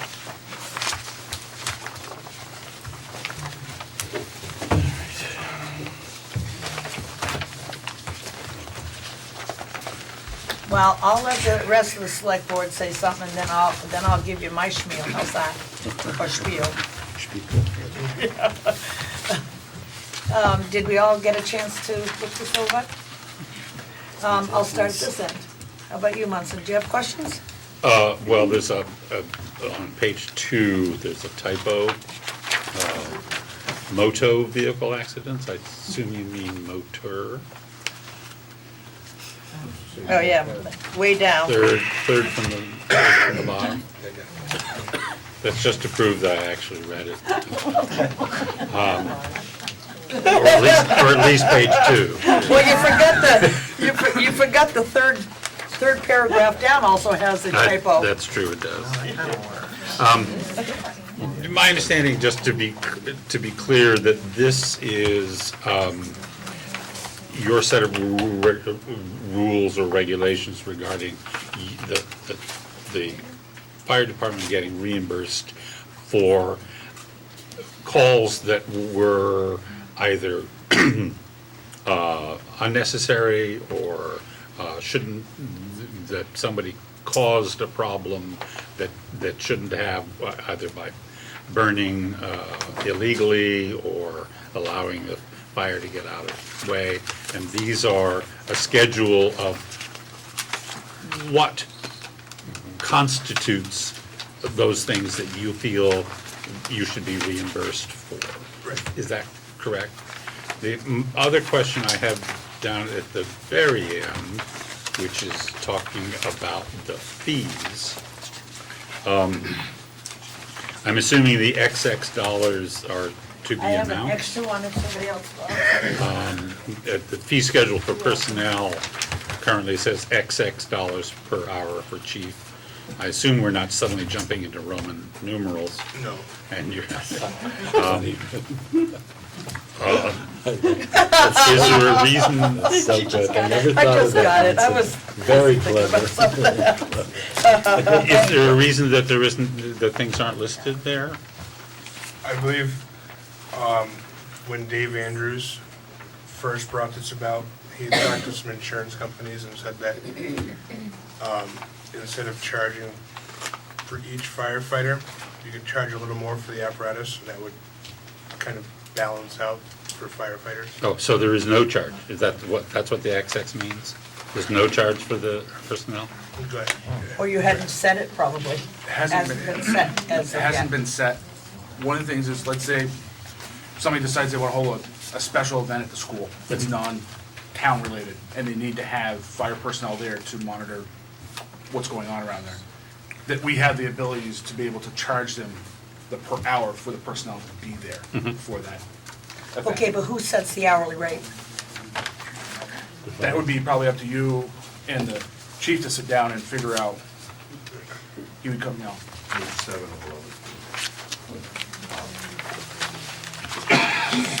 was in Lima. The rates shall be on file at the fire department and available. Yeah, but there As is no established rate. by the fire chief and approved by the select board. Yeah, there is no, okay. And I presume that the fee and schedule is after our signatures for that very Yeah. reason. So they're not included within the Just a draft. It agreement. would be included, this is just a draft, this isn't Yeah, no, approvable yet. I understand that. You all set? Yeah. Emily? Yeah, I've got a couple questions, and I wrote them down a couple weeks ago, so my memory is a little bit hazy on the actual reading of the ordinance, but I'm glad I wrote the questions down. So my first question is about motor vehicle accidents. And the $200 per person that's extracted, plus personnel cost per hour. And my question would be, if you respond to such a call, would your fees, and maybe you can't answer this, but would your fees be reimbursable by insurance? Now, my concern is, by my insurance, not your insurance, my car insurance. So, if I'm driving down the road and it's slippery and my car flips and you guys have to use the jaws of life to get me out, now I have to pay you for something that was completely outside of my control. I have an issue with that. That's why I have insurance. So if if my insurance will pay you for that, by all means. But if there's something complete, I guess it's kind of different if it's a DUI and it's I'm being stupid. But if something is completely outside of my control, I have an issue paying a fee for that service. 'Cause that's what my taxes pay for. So, the question would be, do you know if your fees would be, could you submit them to my insurance company? Yeah, I believe the insurance company would be the ones that would be getting charged for that, not the actual driver per se. The insurance company would. Okay.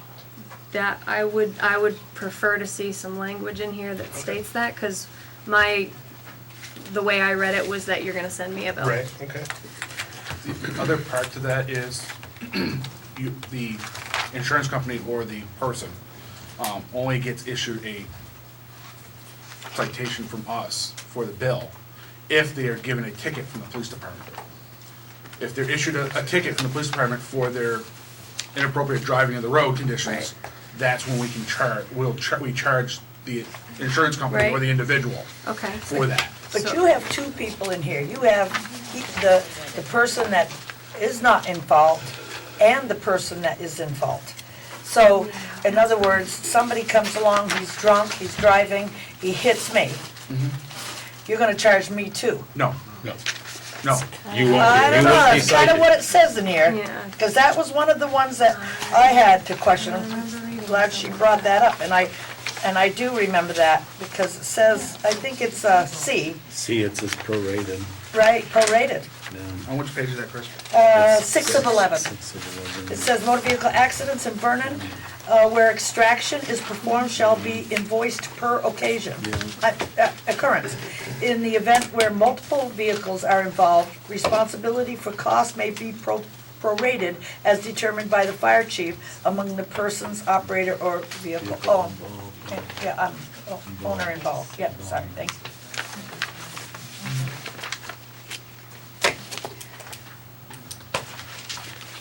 These are gonna be some tough questions, and I'll apologize ahead of time, because I'll be quite Well, I mean, honest we're with gonna you. have- I wasn't, Questions like this now that. Yes, absolutely.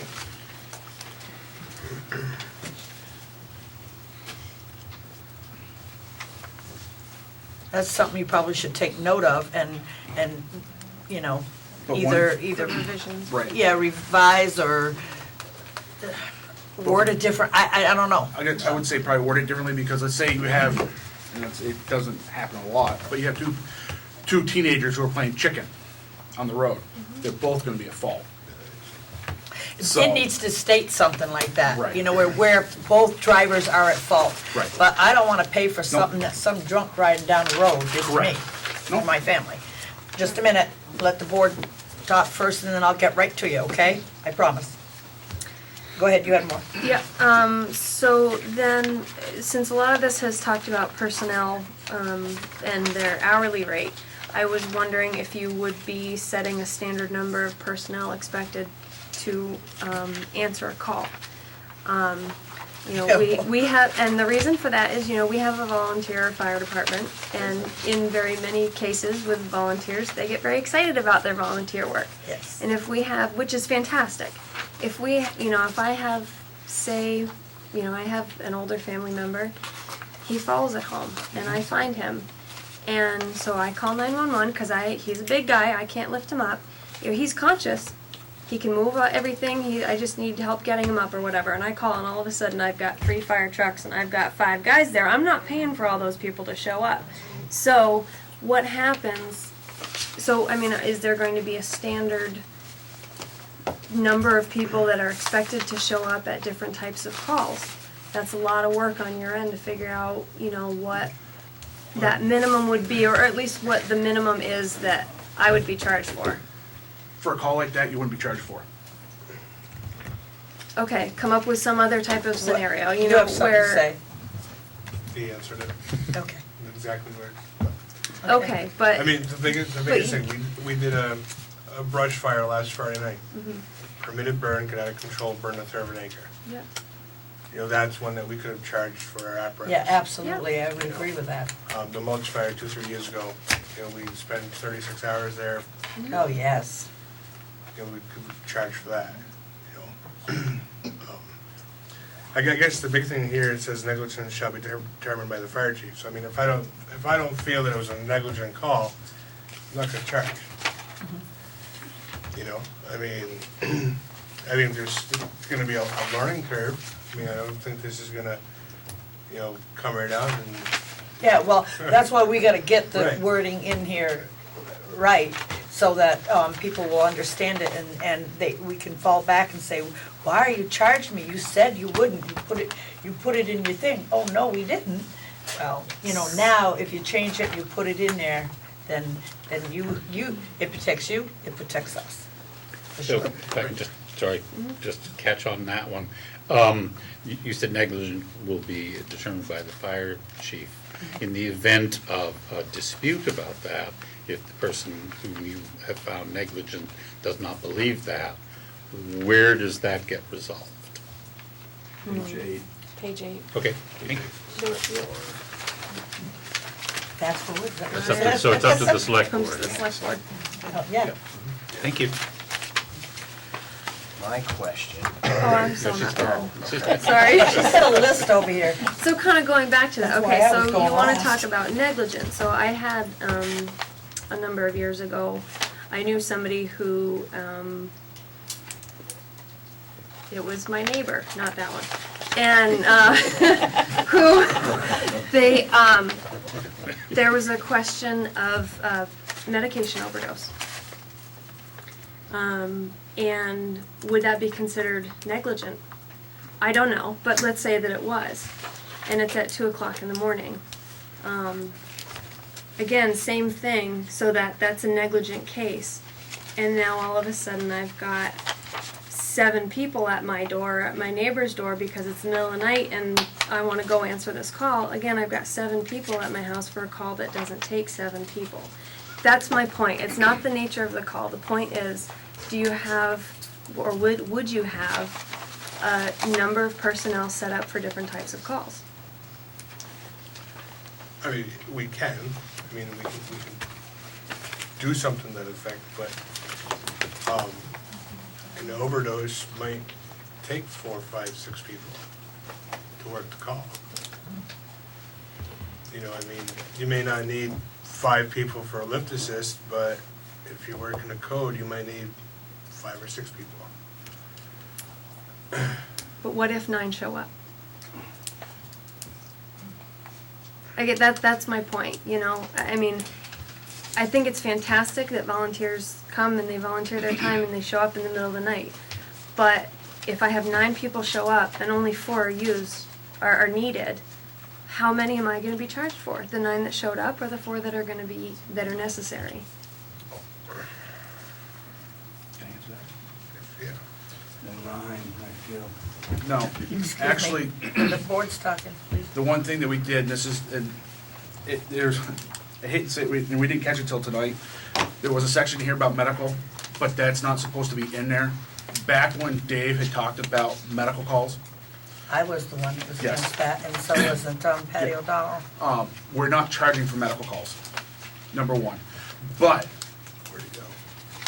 Each call, the only time we're gonna charge per person is when we're doing special events and stuff like that. It's gonna be per truck or per vehicle. Okay, So let's say, prime example, you have your overdose. yeah, It'll be the rescue truck. okay. So, I mean, yeah, you could get Just a minute. 5 people, you could get 6 people, but you're only being charged for that truck, Okay, Not the personnel, right? not the personnel. Okay, Correct. okay, so that's different than how I think it's different than how I read it, I'll put it that way. Okay, hold your questions, please, and don't speak from the audience. Just wait, I'll get to you, I promise you, after the select board's done. so my third out of fourth question would be, and maybe you've already received this, but since you've talked about whether something is determination of negligent, do you have or will you be receiving training, like arson investigation type training? Not necessarily arson, but that type of training to be able to investigate, to know whether something is negligent. If the training comes up, I wouldn't mind taking it. Yeah, But we have a if state there's- fire investigator that does yeah. that, and then he would determine it, and then pass that information on to you, right? Right, if we have a, per se, house fire, we call the state police, and we discuss it over the phone, and if they feel that they have a need to come out, then they'll come out and investigate it. I've ran into an instance where, from what I've described to them throughout the call, that they feel that it's not an investigational type of a call. okay. I guess I'm not talking more so about arson. The specific scenario that my husband and I were talking about before coming here was, the burn permit. So say I'm gonna touch off a brush pile at my house, I get a burn permit, and then I've read in here, if negligently, like if I light it and then I take off, you guys show up and there's no one at my house, obviously I'm negligent. But what happens if something else causes it, it's, you know what I mean? How are you gonna determine, what kind of training do you have, or would you get to be able to make that determination? I mean, are you saying, like, per se, it's a calm day, and then all of a sudden the wind comes up? Well, no, I mean, Takes off. I don't know, I I mean, guess how would the investigation go, and do you have, or would you get some kind of training to be able to make that determination? It's more so, the question is on the training, not whether or not something is negligible, it's on the training. I'm open for any training. I'm just, But wouldn't that I be mean, your firefighter one and that sort of thing? Isn't that training enough to determine whether it was negligent? I mean, I don't know. I don't know I'm not a either. firefighter, I haven't gone through the training, so. I mean, I think, negligence would be as far as, you start a brush fire and then, you go there for an out-of-control burn and there's paint cans and curtains and stuff in there. I mean, that turns into an illegal burn. So, I think it's just, per se, more of a common sense type of deal. Per se. I mean, there's so many different scenarios you could come Right. up with. Oh, I absolutely. I totally agree. get that. My I question agree. is more on the training and, why would I take, so, okay. And then I'm sure that you don't, well, maybe you do. My last question, and this could be a follow-up, would be, the way that you've categorized the fees, would you be able to put together the number of calls that you received in the last year according to these categories? Sure. Thank you. If you will let me take Lieutenant Anderson, go ahead. To the microphone, please. I have not read the ordinance. I have worked with other agencies who have similar ordinances to this, and to answer some of your questions, normally negligence investigations are actually conducted by law enforcement. certainly in coordination with fire officials, because quite frankly, I'm not an arson guy. I see fire, fire burns, water puts out fire, and that's about my knowledge of firefighting. Well, sometimes.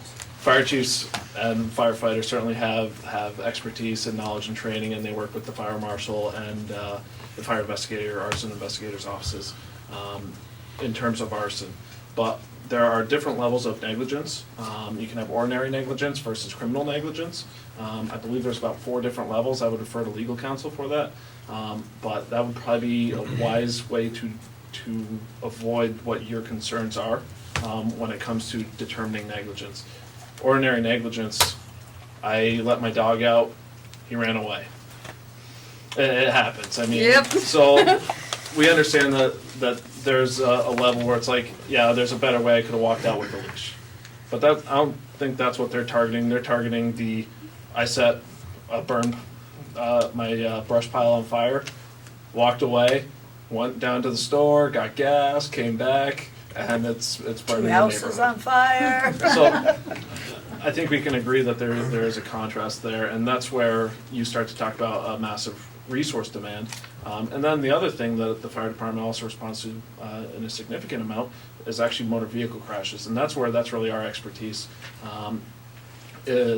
In a unified command style or the incident command system, are situations such as that.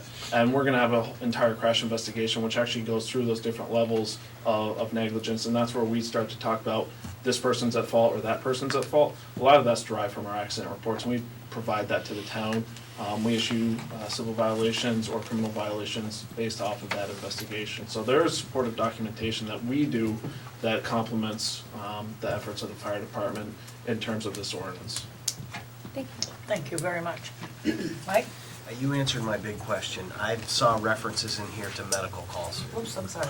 And if you're not gonna do that, then you basically answered all my questions. Steve? I think it's a good first effort. I think what I would like to see is some coordination with, well, for one thing, I think some sort of legal presence needs to look this over to make sure that it all flows together. Of course. Someone who has a legal background. The other thing, I think, for instance, some of the comments that Emily has provided put these questions in a light that the citizenry need to be tied into this process of developing this. And I don't know who put this together. I know you said Dave Andrews was involved, but I think just, even just some randomly selected citizens would probably give you some really good input on what their thoughts are about how this is going to work for them. I think the comment too that you made about insurance needing to be involved, and certainly hope that they're involved in the process at some point, because it's pretty scary for an individual to be presented a bill like this, I think, especially if you were pushed off the road by a drunk driver or even just a bad driver. A deer. But I think it's a good effort. I think it's time that we take the step to implement something like this. But I just think it needs some polishing overall. I don't have any more specifics. Oh, the other thing I want to compliment you on is you figured out the pagination, which is very nice. Unlike some previous documents that we've had.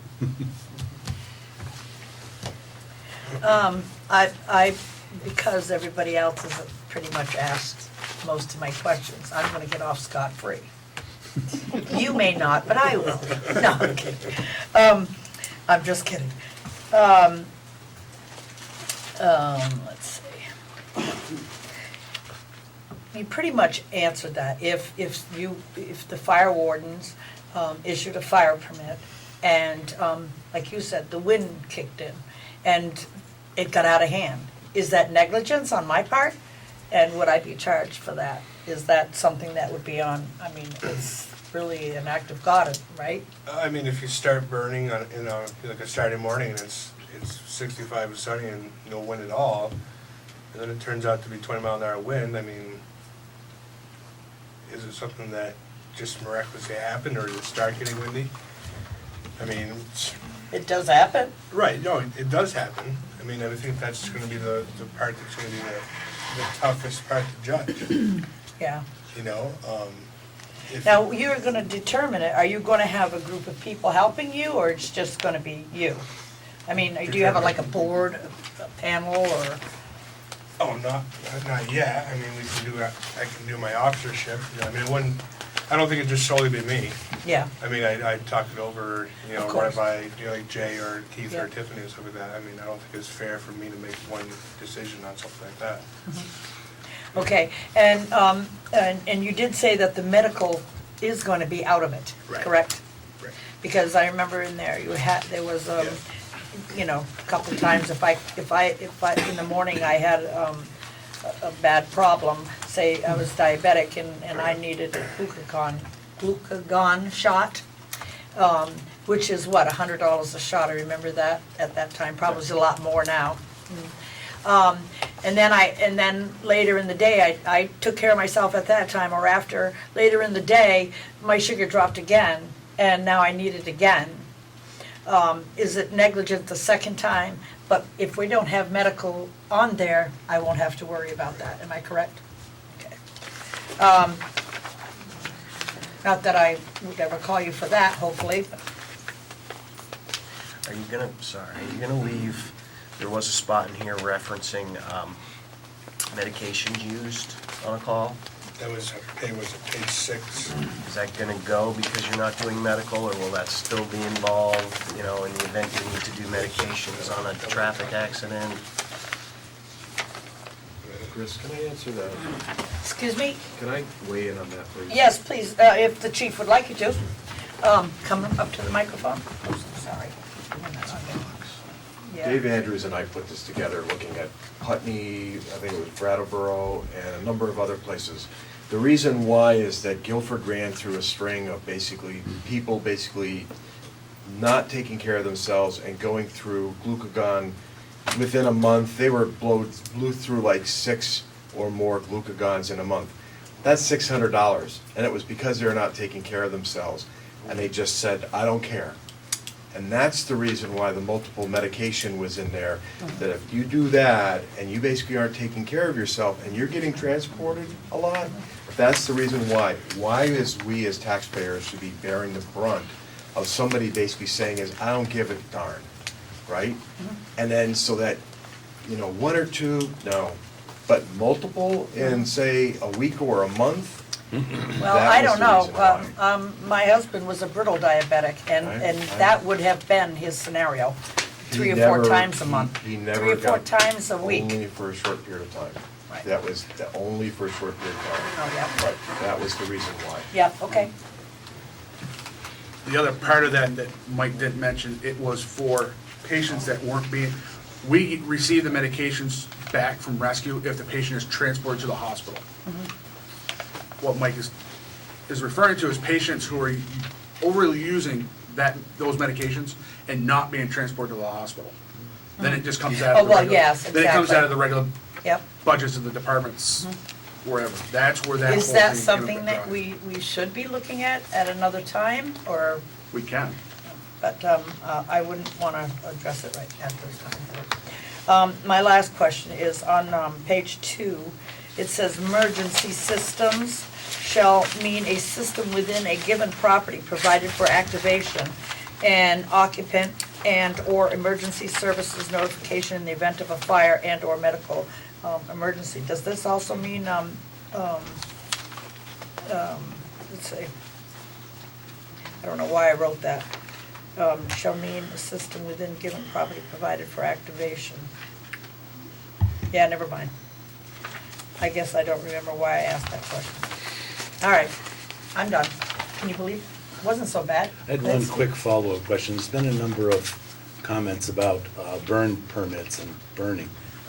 You folks are pretty conservative about that, though, aren't you? Yes. Burn permits, in other words, if you probably hadn't issued any burn permits over the last month or so, just given how dry it was. I can say that there's only 2 people who can issue burn permits in the town of Vernon, and that's Ray Capen and myself. Okay.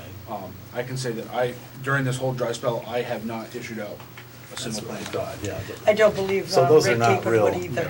He's pretty. Those are not real common things in a bad burn type. I remember they only used to issue them during winter. It had to be snow on the ground.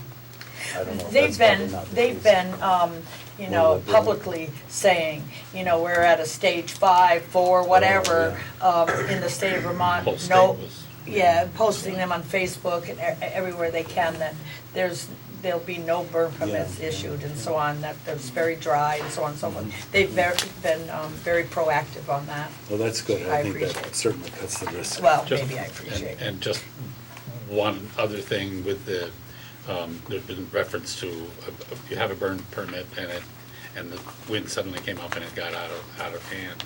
I'm assuming that as a person who gives the permit, with the way our weather reporting now is so accurate and so detailed, that you would know that you can't burn at 9 in the morning, because at 2, we're gonna have a storm, and you wouldn't give out a permit.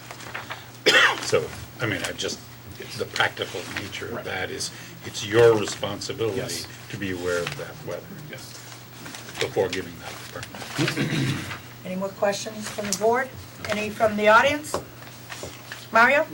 Here, let me get that for you. No, that's all right. All right.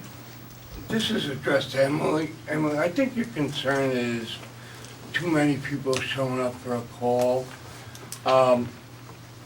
And if someone overdoses and it's not something that they're prescribed, it could get out of hand, and I've listened to calls that have gone out of hand where you needed 5, 6, 7 people to control a person, because you don't know what a drug will do to a person, and you definitely don't want to be understaffed. So you want the help there that you need, and you don't want to put any of your firefighters at risk.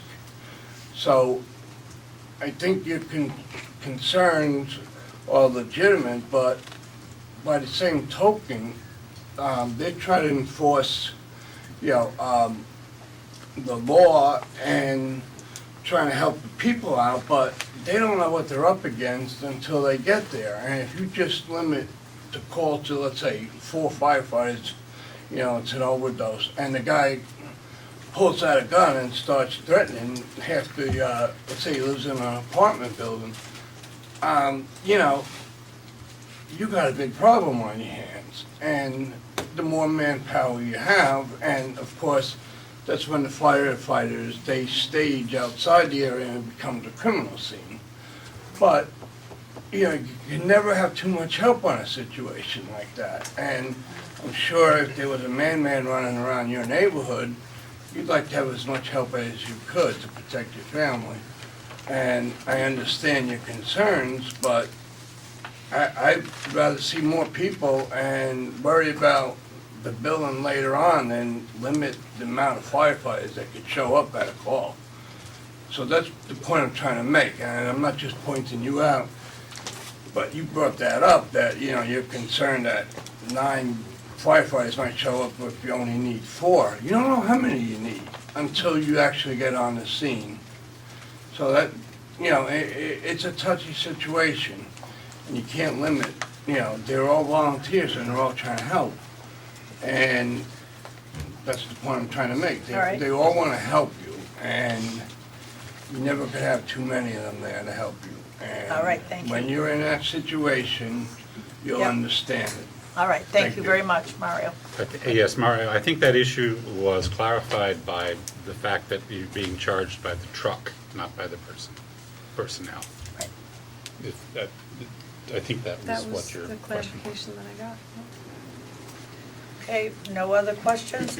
Brett, up to the microphone, please. Now, how is this gonna work with mutual aid? I think it says something in Yeah, here. I thought there was a reference to Yeah. other towns. The original had that. This one doesn't. Yeah. I was comparing the two, and that's where I was getting the mutual aid from. And Rescue is planning on giving a discount to all the municipalities to allow them to charge for when they needed to, and give it a break if you did that and not get an increase. Wow. So that has been talked about, so Oh, that that's good not to know, having too. that is a bad thing. I can Yep. check into that, Freddie. Fred, Yes. he answered your question? I can check into that. Anything else? Okay. You got a lot to go back to the drawing board, and you're very welcome. And thank you very much for You're welcome. presenting Thank this. you. This is good job, good Chris, are job. you sending this also to the lawyer for them to Not, look at? not until, do you gonna do a different draft, or is this the one you want me to send to, want I us think to we should send? take and I think you should revamp clean. it. Yeah, you need to I will revamp it and take the And medical then, out. and then we'll take, you take the medical out like you were going to, and do what you have to do, and then I'll send it up to him. How's that? Good. All right, great job, thank you so much. Thank you. Okay, Sheriff's Department, anchoring point. You do have another one under old business, one of your additions. What was that? That was Chris Brickle. Who? Oh, Brickle, Brandon. yes. Yeah, let's just take him first. I called him up, we're gonna take him.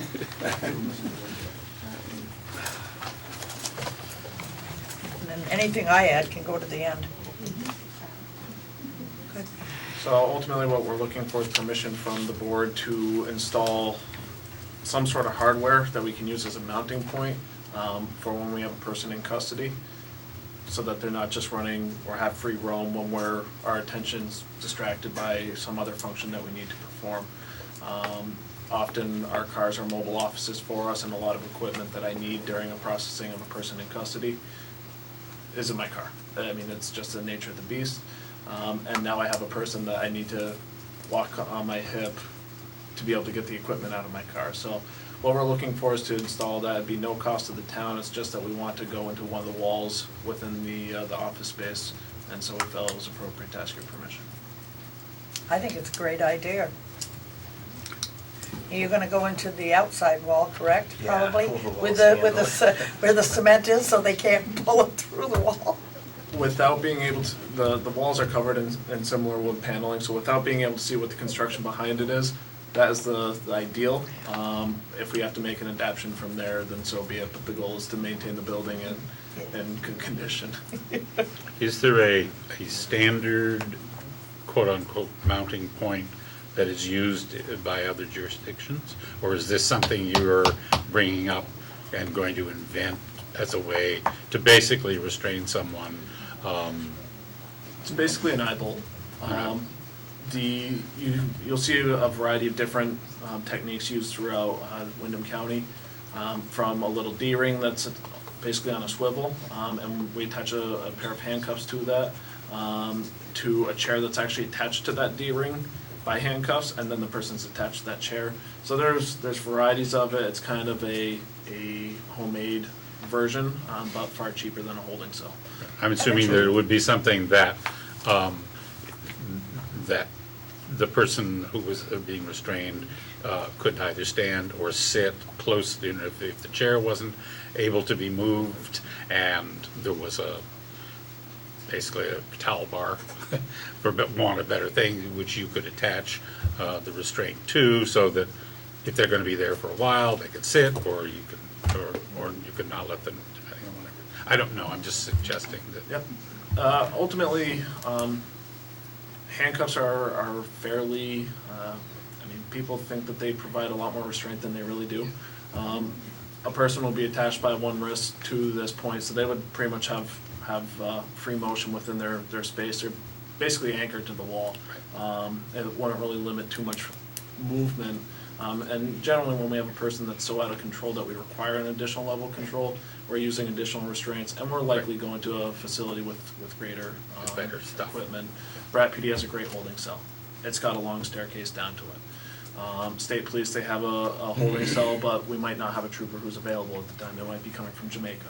So it's kind of a dynamic situation, but we adapt and we use the resources necessary to be able to deal with situations. But ultimately, I haven't seen a setup where that level of movement isn't really possible. Anybody else? Mike? I have just one question. Do you have some sort of standard for, or some sort of requirement for how long you leave the person unattended hitched to this thing. In other words, you're out in the car getting stuff, he's downstairs hitched to something. Is it, I mean, would you expect to see him every 10 minutes or? It all falls into our reasonable expectations for the care of a person in custody. That's So- what I'm talking about, Yes. yeah. So you would have some surveillance over him periodically at least? I just think in terms of someone being tied that way in case a fire erupted or something. Yeah, I mean, ultimately, when the purpose of this is to allow us to facilitate the processing. When we detain or take a person into custody, we are allowed what's considered a reasonable amount of time.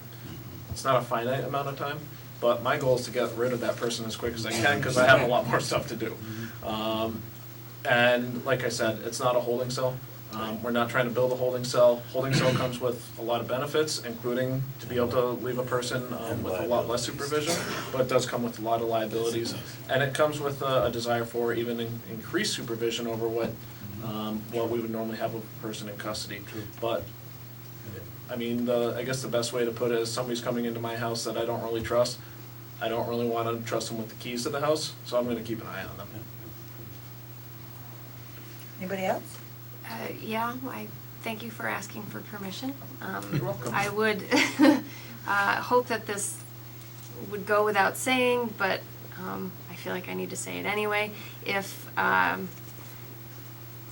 relationship ever ended, or we moved our building or something like that, I guess I would request that it would be returned back to its normal state. If you had to move the anchoring point, if possible. I would Is that leave, even possible? my personal opinion, I would leave the hardware in the wall. It's probably gonna cause more damage to pull it out.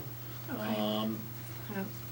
But ultimately, it wouldn't look any different than a small plate on a wall similar to like a doorstop. Okay. With a little D-ring hanging from it. They are not very intrusive at all. And I don't know what it looks like and what kind of work Sure, is gonna go into it, so I just. See it, you Yeah. people not watch cop shows? I mean, they have No, them I everywhere. don't. I'm in bed 10 minutes And ago. if we move the preschool back after you're gone, we could use the thing. Absolutely. Or if we have the sandbox. Brana, please, step up. Am I being overly sensitive about gender here? What do you do if you have a female that you have to restrain? Guess what? And Click, and click. also, what do you do if the person, male or female, has to go to the restroom? If it's a female, do you have a female officer?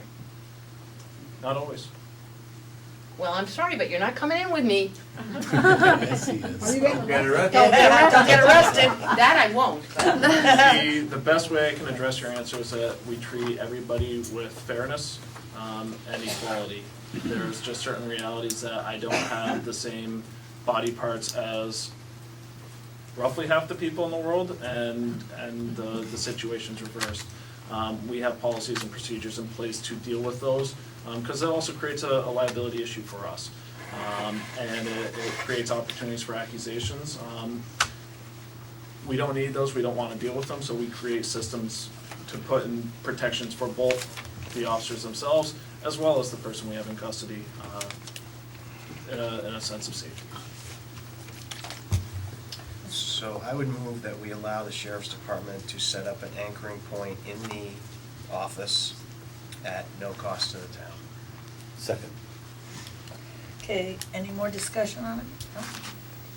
No? Motion's been made and seconded to allow the sheriff's department to put an anchoring point in the, the police room there, at no cost to the town. All those in favor signify by saying aye. Aye. Ayes have it. Thank you. Thank you very Thanks. much. Thank you very much. And I did have something under old business that I'm gonna go back to. And that's the Brandon Police Department, but Katrina's gonna speak on that, if she will, please. So we are still continuing to get rid of the 2 police cruisers that we have left. Charger is already gone, which is, we have the Tahoe and the Interceptor. And Brandon did put forth a proposal to the town previously. Sorry, I don't have the exact amount that they put through the last I time. don't remember either. But that was contingent upon him coming to look at the vehicles. As we could not find the service records at that time, since then, we have found service records and he was able to look at them. He did come down with his mechanic. The Tahoe has a bent frame. They cannot use it as a service vehicle. So he put together a new proposal. And this happened, Last week, I think he came down. no, I'm talking about that bent Oh, frame. that bent frame happened quite some time ago. And that the and- select board was never And, told about. and I believe it showed up in the service records, is kind of where it showed up as, and then under the inspection of it, that could have been something that you could have put an insurance claim in on. Yes, we could have put a- Fixed that vehicle. Or totaled fixed that it, or they would have totaled that. But, vehicle. not knowing that, we didn't know that when we put it out to bid, otherwise we certainly would have, done something different there. But it was discovered when they did the inspection. And so he's put together, two more kind of proposals. They still do want the Interceptor. He does have a use for the Tahoe, if the board, so chooses. So option one would offer the sum of $19,000 for the purchase of the 2014 Ford Interceptor with the transferable warranty and existing equipment, and the 2010 Chevy Tahoe with no warranty. So they're acknowledging it has no warranty on that one. And option B, the town of Brandon would offer the sum of $18,000 for the purchase of the 2014 Ford Interceptor with transferable warranty and existing equipment, and do nothing with the Tahoe. That would be then the town's responsibility to get rid of that.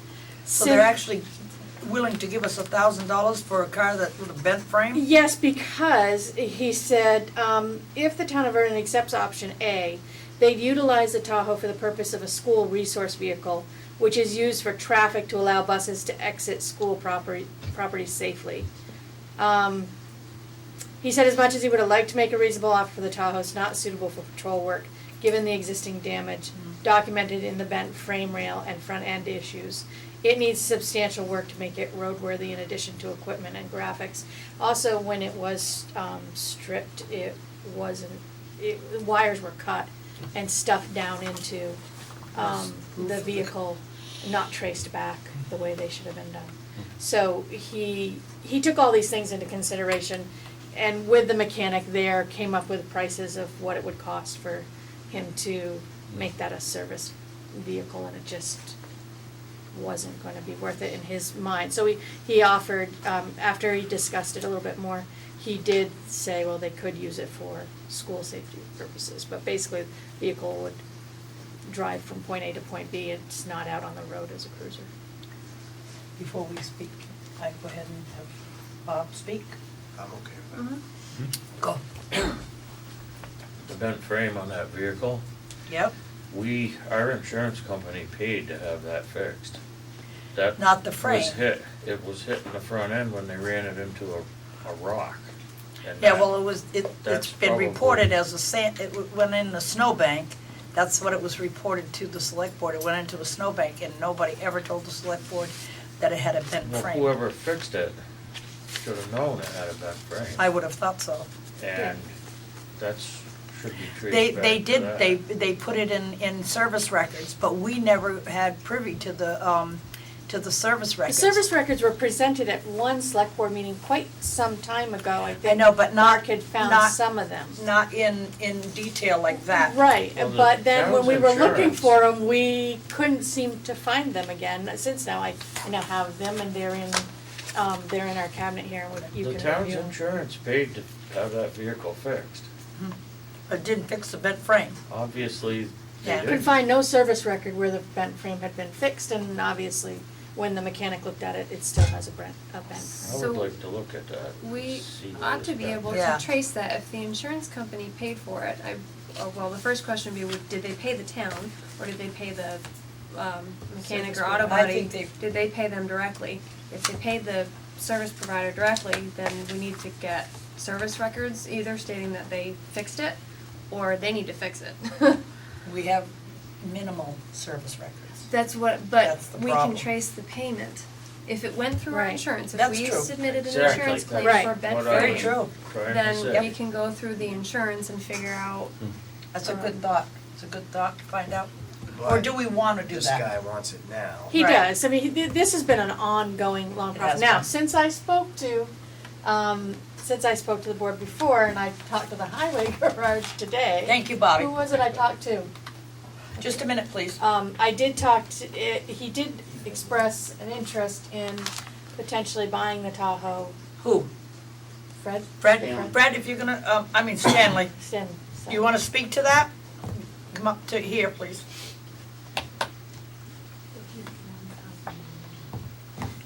I guess the car got in an accident, spoiling the frame was fixed at Yes. some point in time. But I think it had another accident on West Road or whatever, maybe David was gonna say something about it. But yes, I would show, I told her, I don't know how to go about it, but I would, it's worth more than $1,000. I'd give like $1,500 for it or whatever and have the frame straightened, you know, take it to somewhere and have it straightened. Okay. So that gave us an option 3. Yes, thank you very much, Stan.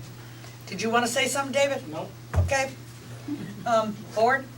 Steve? I don't have anything more to say other than that we should move these things Yes. out as they're gonna start Any going way into the we next want to, model year. yeah.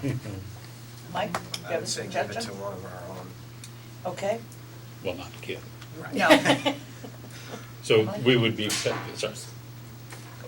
What were we looking to get on the Tahoe, or what were they originally gonna give us for the Tahoe? If I remember, they were gonna give us 2,000. Yeah, I don't- 1,800, wasn't it?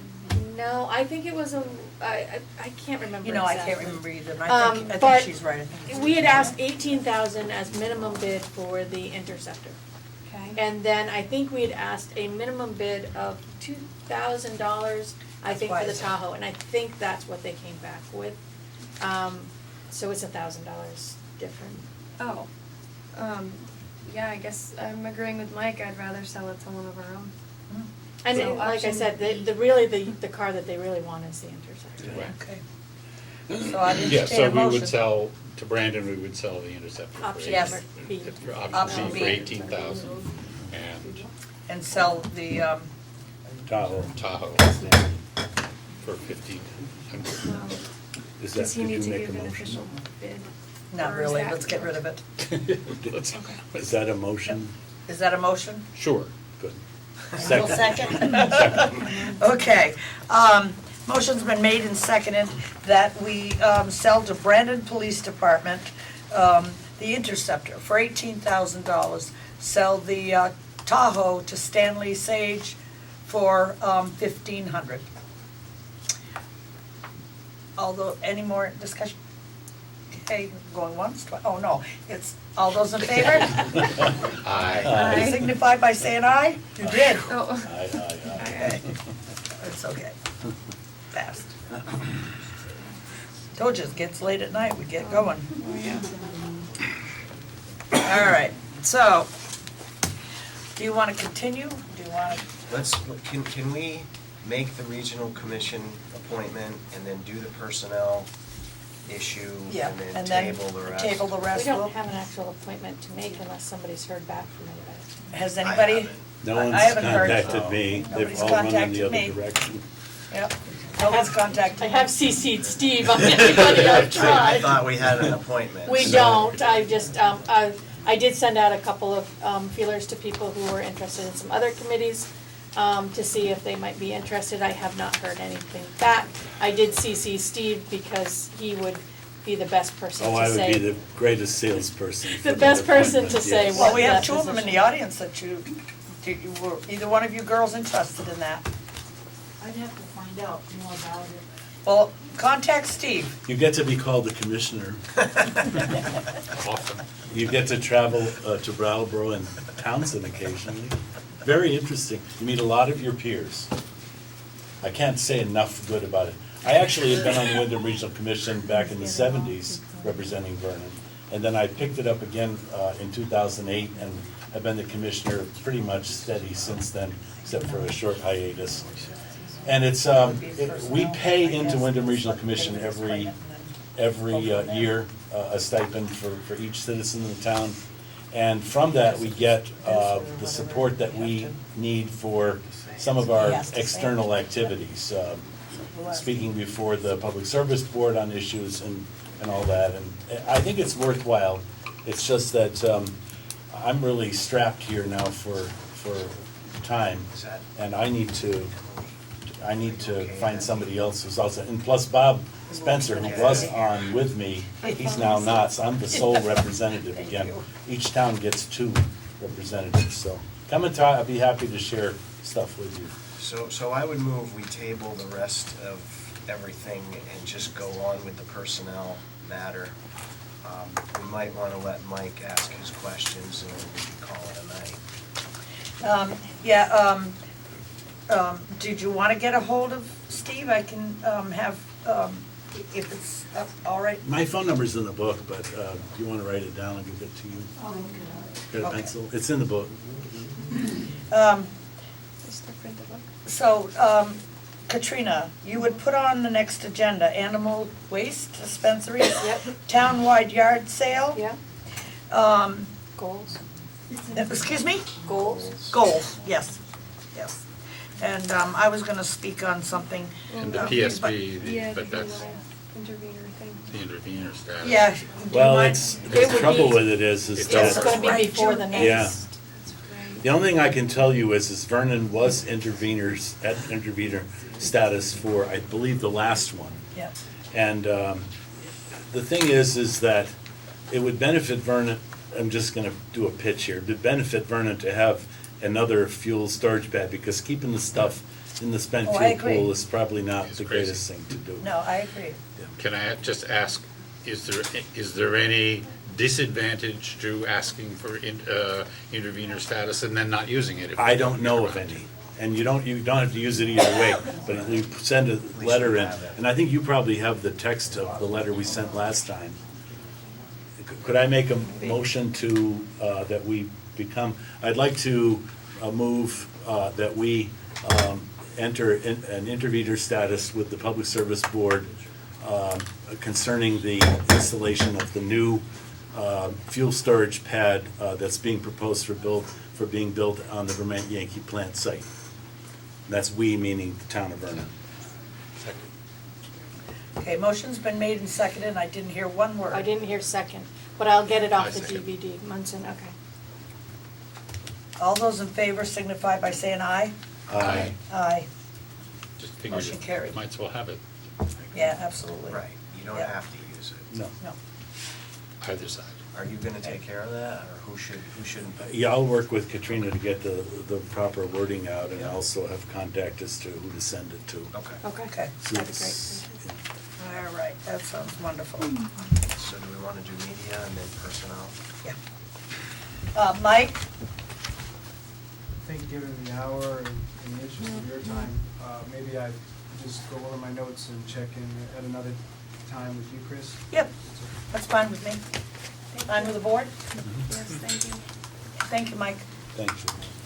Okay, David, you requested a meeting with, yes, can you come up, please, and give us as much of a synopsis as you can, please? Without going too far. Is it, Person going out on medical. Okay. okay, that helps, thank you. So, Same one. yes, I move. I move the town goes in executive session. Do you have to find it first? It's the same one we did. It's the same one you did earlier with David Walker. Can we Yeah. just do Yeah. that? Can we just do it like And that? Nancy Dubrow, And Nancy Durbrow. Fred, Sam, they know about it, so. Oh, you So want who all do you- three who of do you them? want All in there? four. Okay, what? Nancy David Dubrow. Walker, Nancy Durbrow, Fred and Stan. So moved. Second. Moved and seconded. All those in favor signify by saying aye. Aye. The ayes have it. Can we get a clearer? Yes, Just- yeah, this is terrible. What do you need? Um, One of these, yeah, like, but we and need it make clearer than what we have it, is there? terminology. And it's no better in the book either. No, it's not, because that's, the attorney actually did that for us. And yeah, Fire and water. Richard did this part. No, pay him I'll more. try to help you. You're good at making things confusing. Yeah, I have the open meeting one too. And we're not doing anything after this, right? No. No.